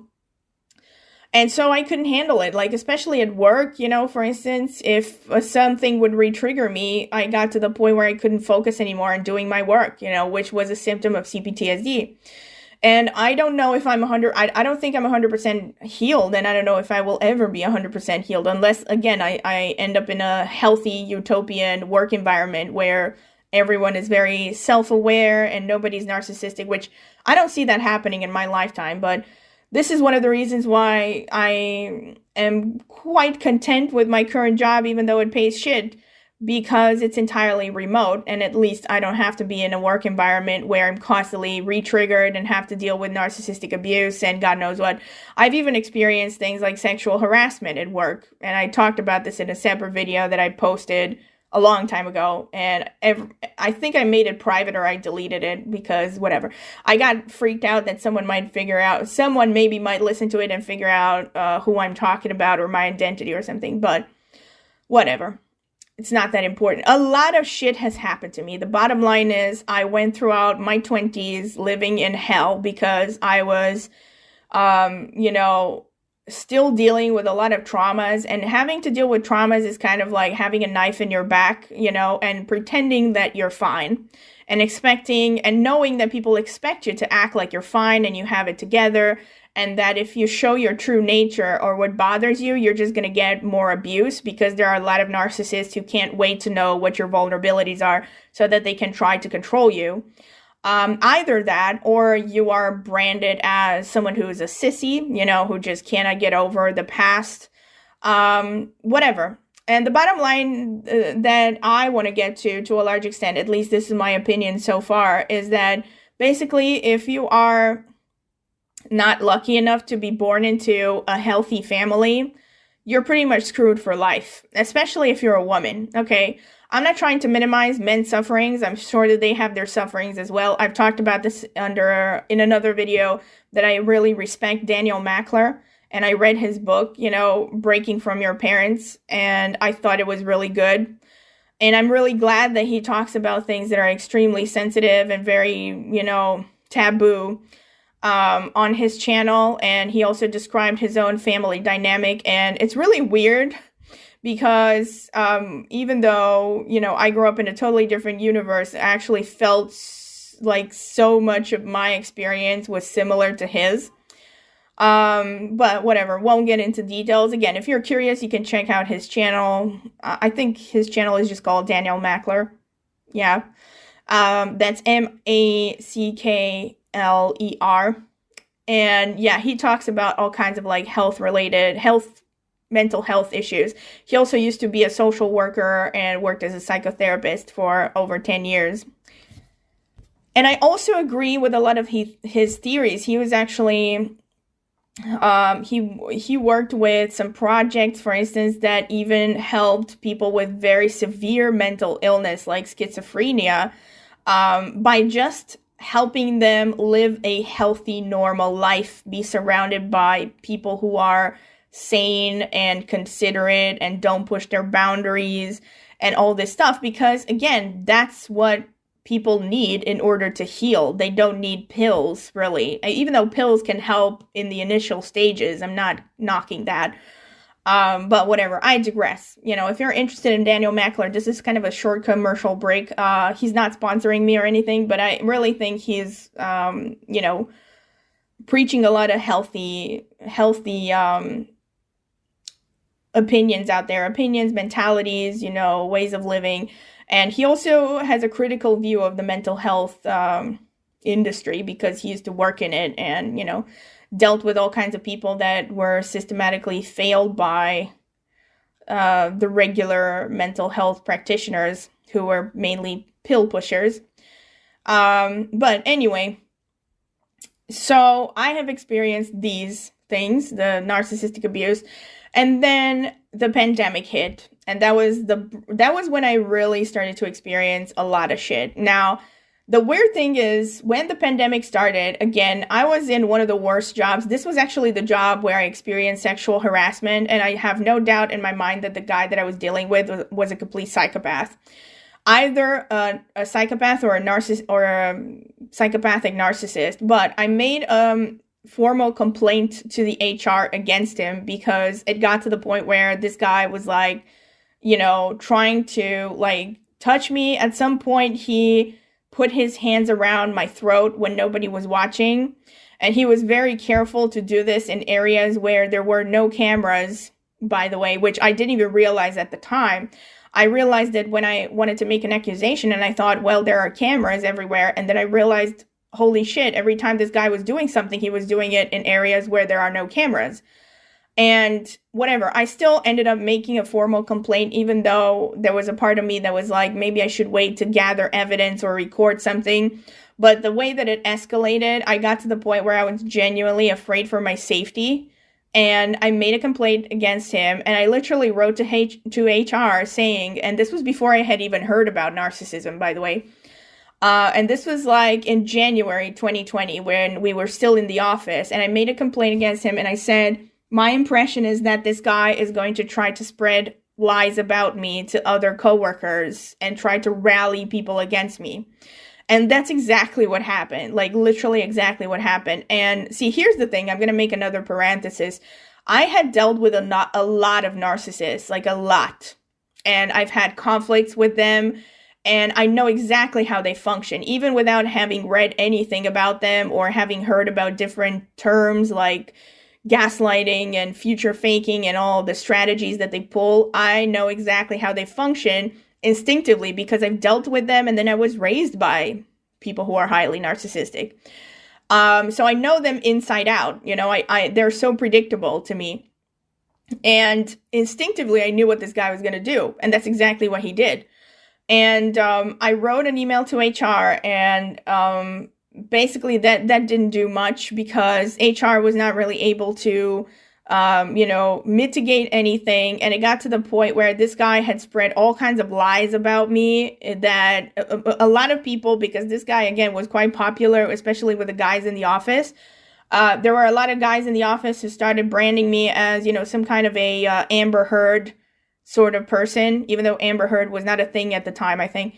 But, they started branding me as if I was just making things up to try to ruin his career or some nonsense like that.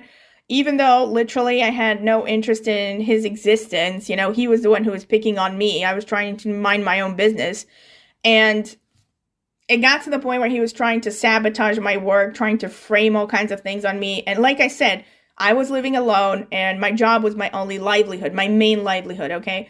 And I felt extremely threatened in a very real sense. I didn't take it as a joke at all. I don't know if he meant it as a joke, but even if it did, it was a very bad joke. So I still have no regrets about that. And so this is the setting that I was in when the pandemic hit. This was January 2020. And I remember when we were told that we were going to go to home office, it was like a celebration. For me personally, I couldn't wait because the few times that I had to go to the office, I had to deal with literally people, shunning me in the hallway, not saying hi back to me. And it was extremely disgusting and toxic, especially since some of these people were people that I had known for a long time, that I had even worked with in other jobs. And somehow they were so stupid or gullible that they managed to buy this person's lies against me. Or either they were, gullible, or they were just weak. And they thought this guy is someone I don't want to mess with. And, I'm better playing nice with him than being nice to me. Whatever. I won't even dwell on it. But the bottom line is I was in a very toxic environment, and when we were told we're going to go into home office, I was like, couldn't wait. I was like, holy shit, this is a miracle. It is. Hallelujah. Praise the Lord. And so initially it was awesome. Especially, in the first months, they kept telling us we're going to sit in home office another month. And I was like, oh, we're not going back to the office. This is awesome. And I remember when the pandemic hit, I started avoiding the news. I didn't watch the news. I didn't want to hear all the doomsday bullshit. And initially, I did not feel lonely or anything, even though I lived alone for a long time. Again, and that's another thing. I remember when I was watching, some YouTubers or some news at the radio that was talking about isolation and the dangers of isolation. I was kind of like rolling my eyes like, oh, please. I've been alone for over a decade already, mostly alone. I've lived mostly alone for over a decade. And I was like, what's the worst that could happen? I know I got this, I got this. And the thing is, I really did not acknowledge my limitations when I thought like that. And the first 2 years went by. I actually changed jobs eventually. but all of the jobs that I had until 2023 were entirely home office. And in the first couple of years, even, like, I think 2020, 2021, I don't remember feeling particularly lonely, really, even though I was physically alone. I mean, in 2020, one thing that happened was, because I think to a large extent because I was alone, but also because of all the things that happened, I was stuck alone with my thoughts. And not just thoughts, but literally, I guess they're called invasive thoughts, I would have this merry-go-round in my head of bad memories, past traumas, all kinds of negative experiences that I had gone through, and it was just constantly spinning in my head. But again, it actually wasn't that bad in 2020 because I was still riding on the high of, oh, thank God I don't have to go to work with these toxic bitches. I had this like huge sense of like relief that I don't have to see anyone in person and I could just do my work and whatever. And I also started going to therapy because I started having bouts of rage, like really bad bouts of rage, to the point where, again, I would remember something and I would go into, seeing black before my eyes and like punching things, like to the point where I even broke some furniture in my apartment. And it's not something I'm proud of. I remember actually feeling very shameful afterwards. Again, like I remember just having these feelings like, what the hell is wrong with me? Why can't I just, keep my shit together? Why can't I just be sane and peaceful like everyone else? And, but again, this is cptsd. This is having an overactive amygdala. Having a mind that my whole life I was on the defensive. I always had to feel like I had to defend myself, like I had to survive, like I had to fight other people. And even though on the surface I look like I have an easy life, people look at me, they tell me I look 10 years younger.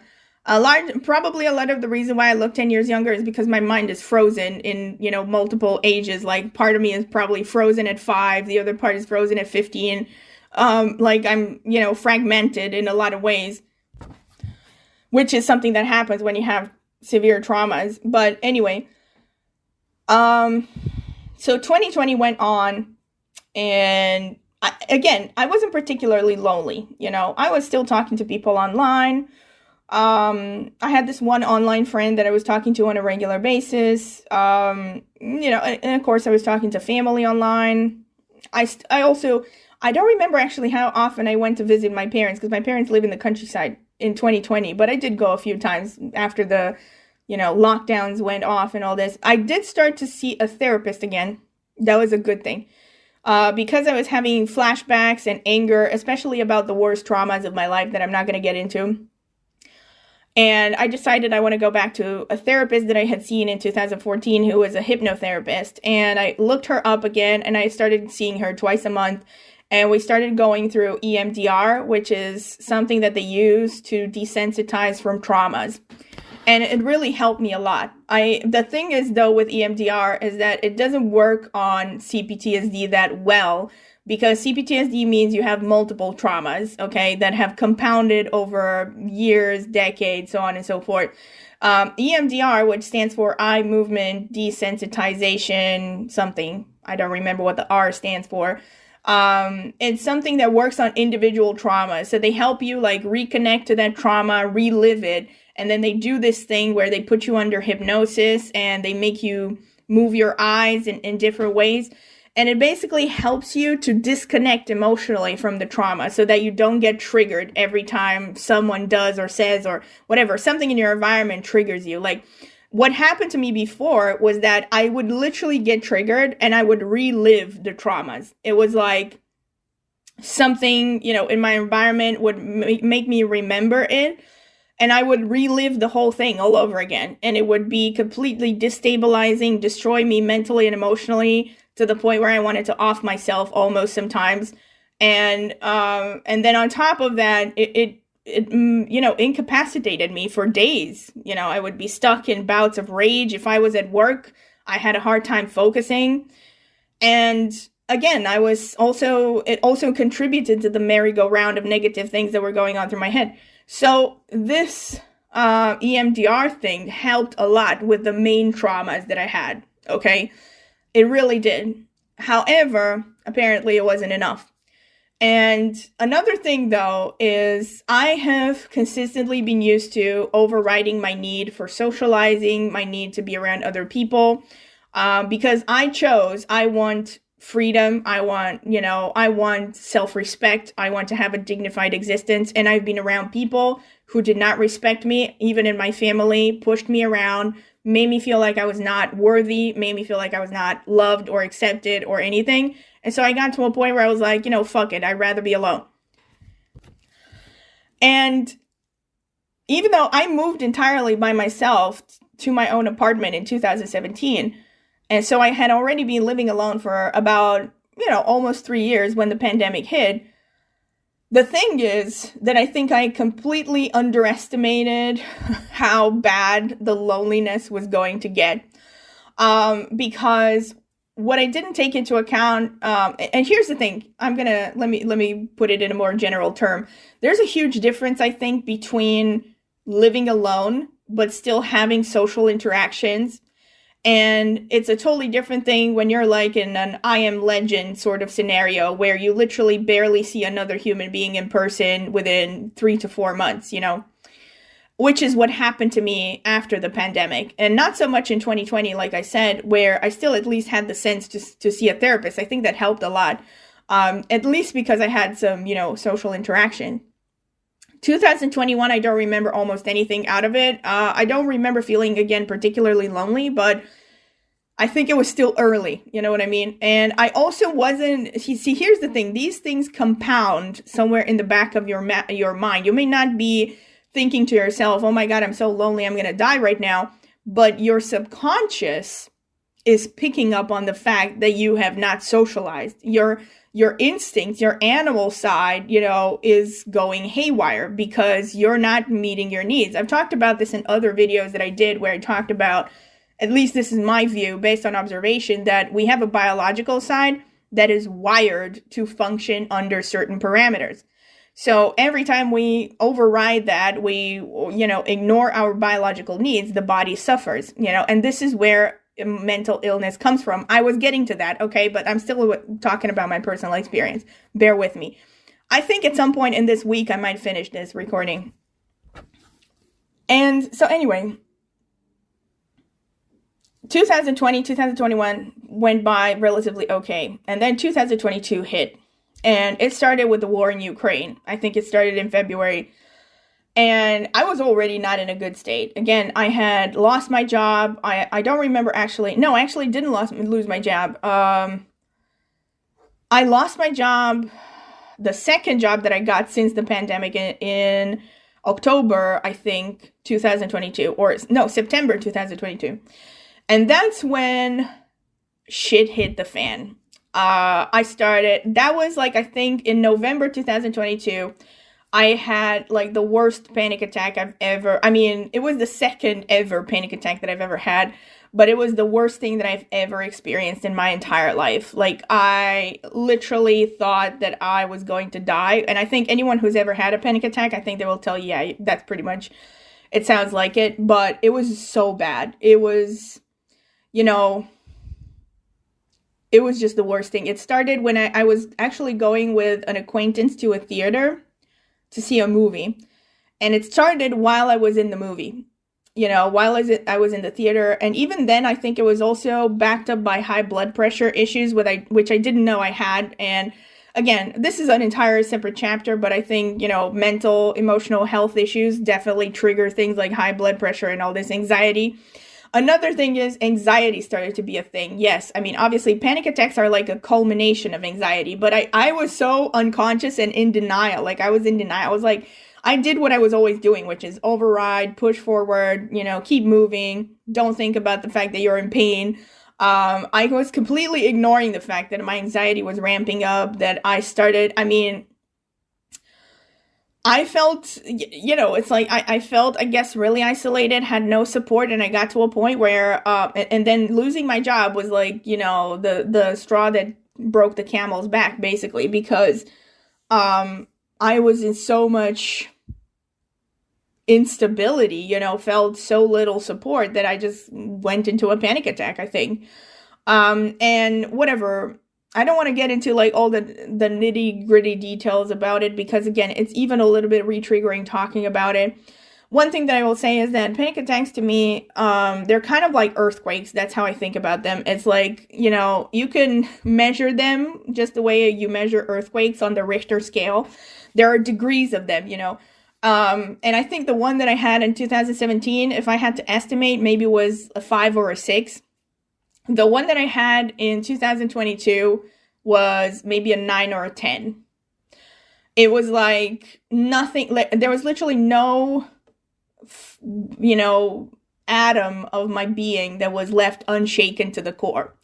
And I remember I barely kept my shit together because this acquaintance drove me home, and I barely kept my shit together, and I told her, can we leave the theater? I didn't tell her that I was having a panic attack, but I could feel that I was going insane. Like I could feel the blood rushing through my veins to the point where it felt like there were little trains running through my veins. That's how bad my heart was pumping and my blood and all this shit. And as soon as I walked out of the theater, I started feeling a little bit better, but then it still went on. And by the time, I remember I held it together until I got home because I didn't want to manifest, you know. But as soon as I walked through the door, I started crying uncontrollably. Like I couldn't keep my shit together. I cried for like a half an hour or something, and it wasn't just crying, it was the whole thing. It was like, you know, again, feeling like I'm about to die. It was like, you know, palpitations and feeling a shortness of breath and all that stuff. And literally, I think the best way that I can describe it, I mean, if there are any words to describe it, is like a lot of negative emotions and feelings and thoughts all hitting you at the same time. I mean, if I had to describe the way that it felt, it was like something like, imagine the level of horror that you would feel if, let's say, suddenly you watched everyone and anything you cared about being killed in front of you, and then at the same time, you found out that there is a hell and now you're free falling towards it.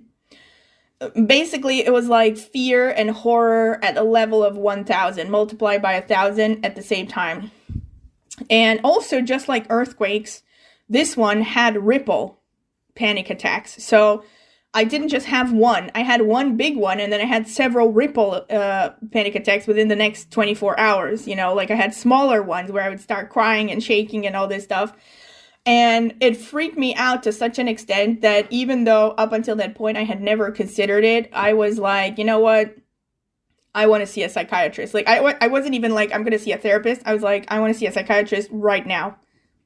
But let me backtrack a little bit, because my issues had started long before that.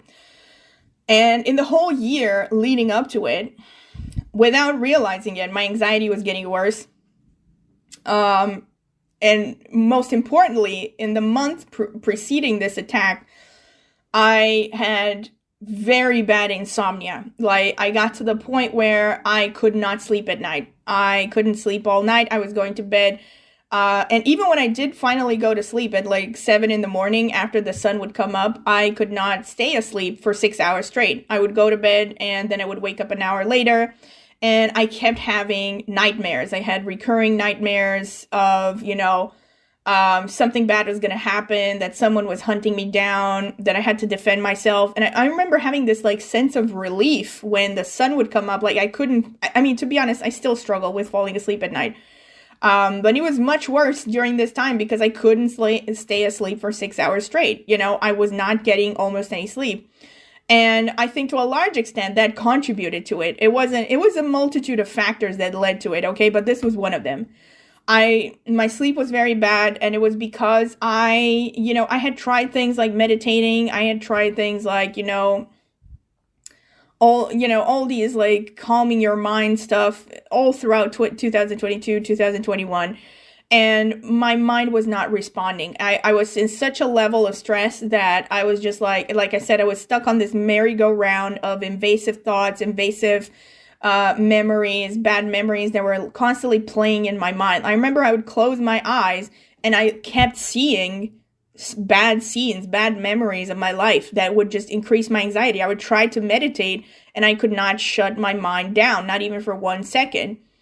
And that was like what led me to the panic attack. And then I ended up seeing a psychiatrist.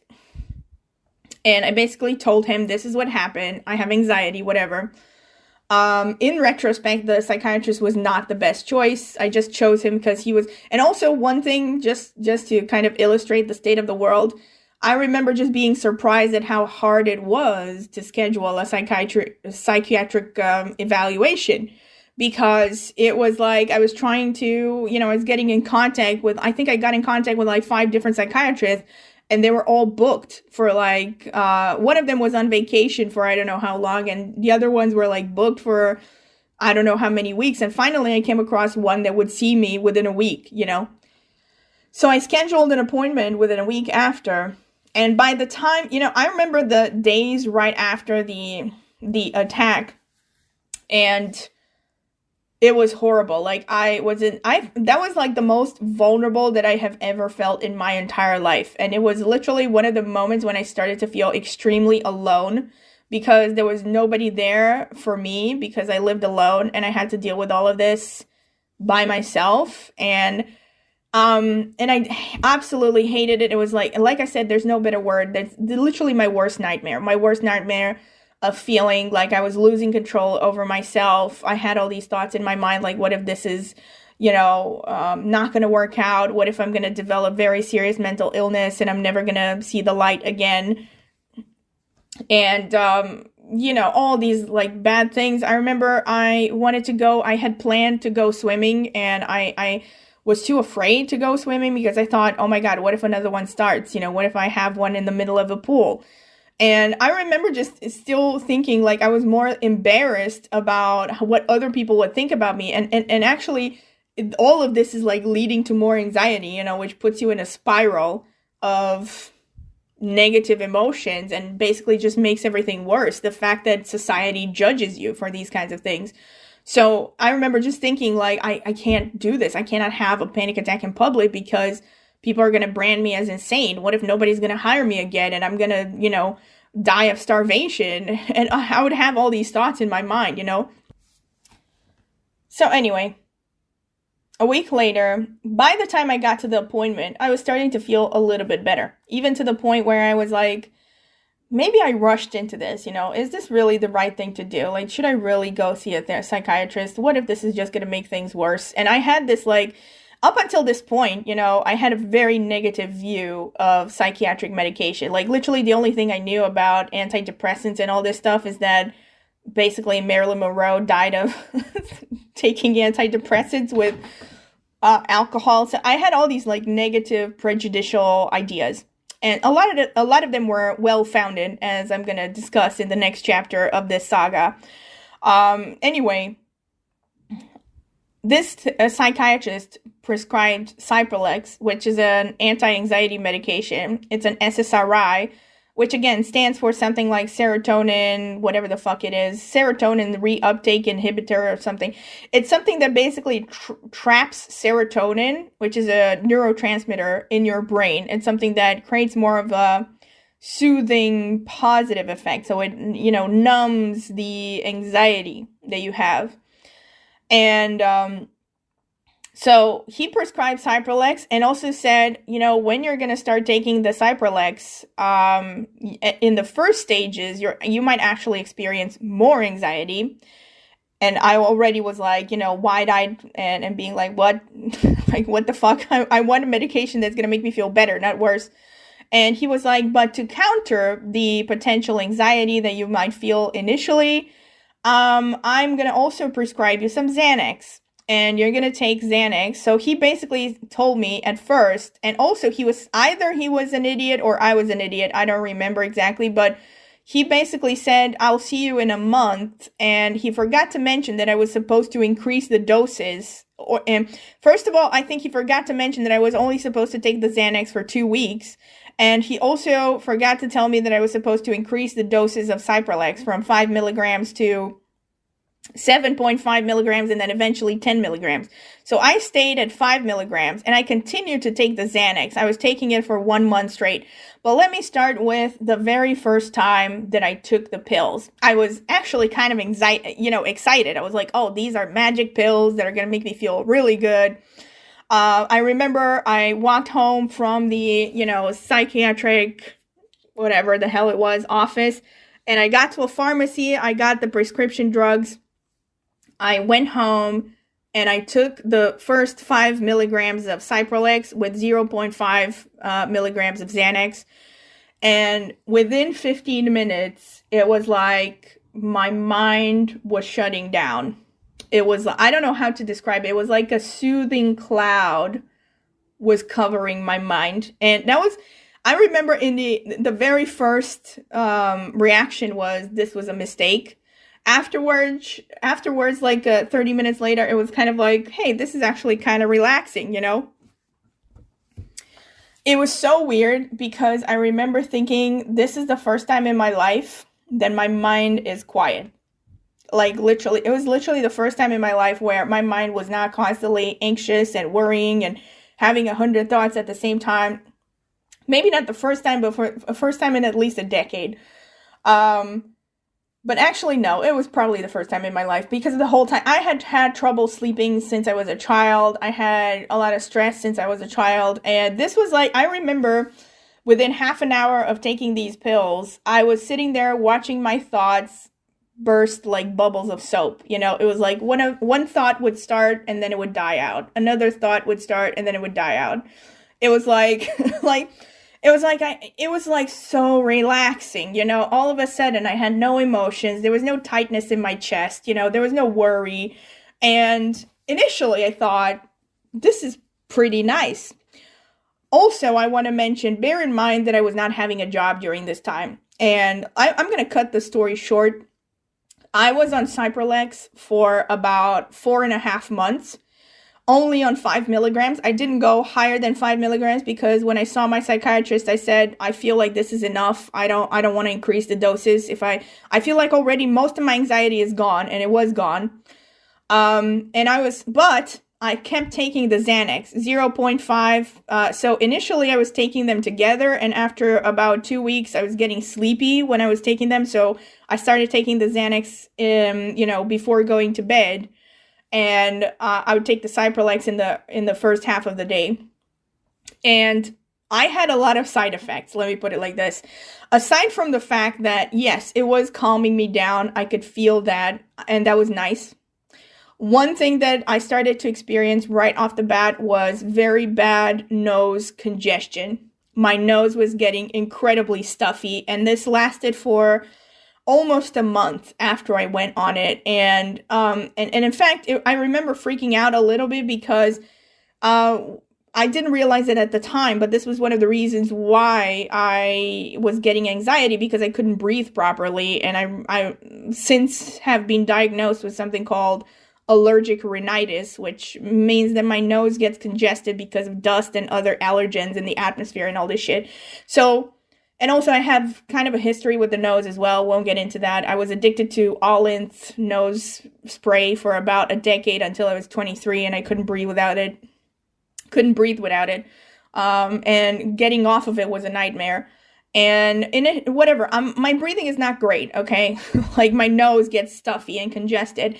And this really annoyed me because, like, I remember it was about, like, 2 weeks when I was just breathing through my mouth almost, because it's like, even though I was using all these, like, nose sprays and whatnot, and I was taking this decongestant, not even a nose spray, I was taking a decongestant that was supposedly gonna, open up my nasal passages. And even though I was taking that, I was feeling it was still congested to some extent, number one. And number two, I started to have even worse side effects, like my blood pressure and my pulse were getting very low. And then I started reading the prescription medications, the prescriptions for these drugs, and they said that actually they could actually have a bad interaction with one another, which is not good, The allergen, the decongestant that I was taking was potentially interacting with the Cipralex and could have even led to something like, cardiovascular accidents and such.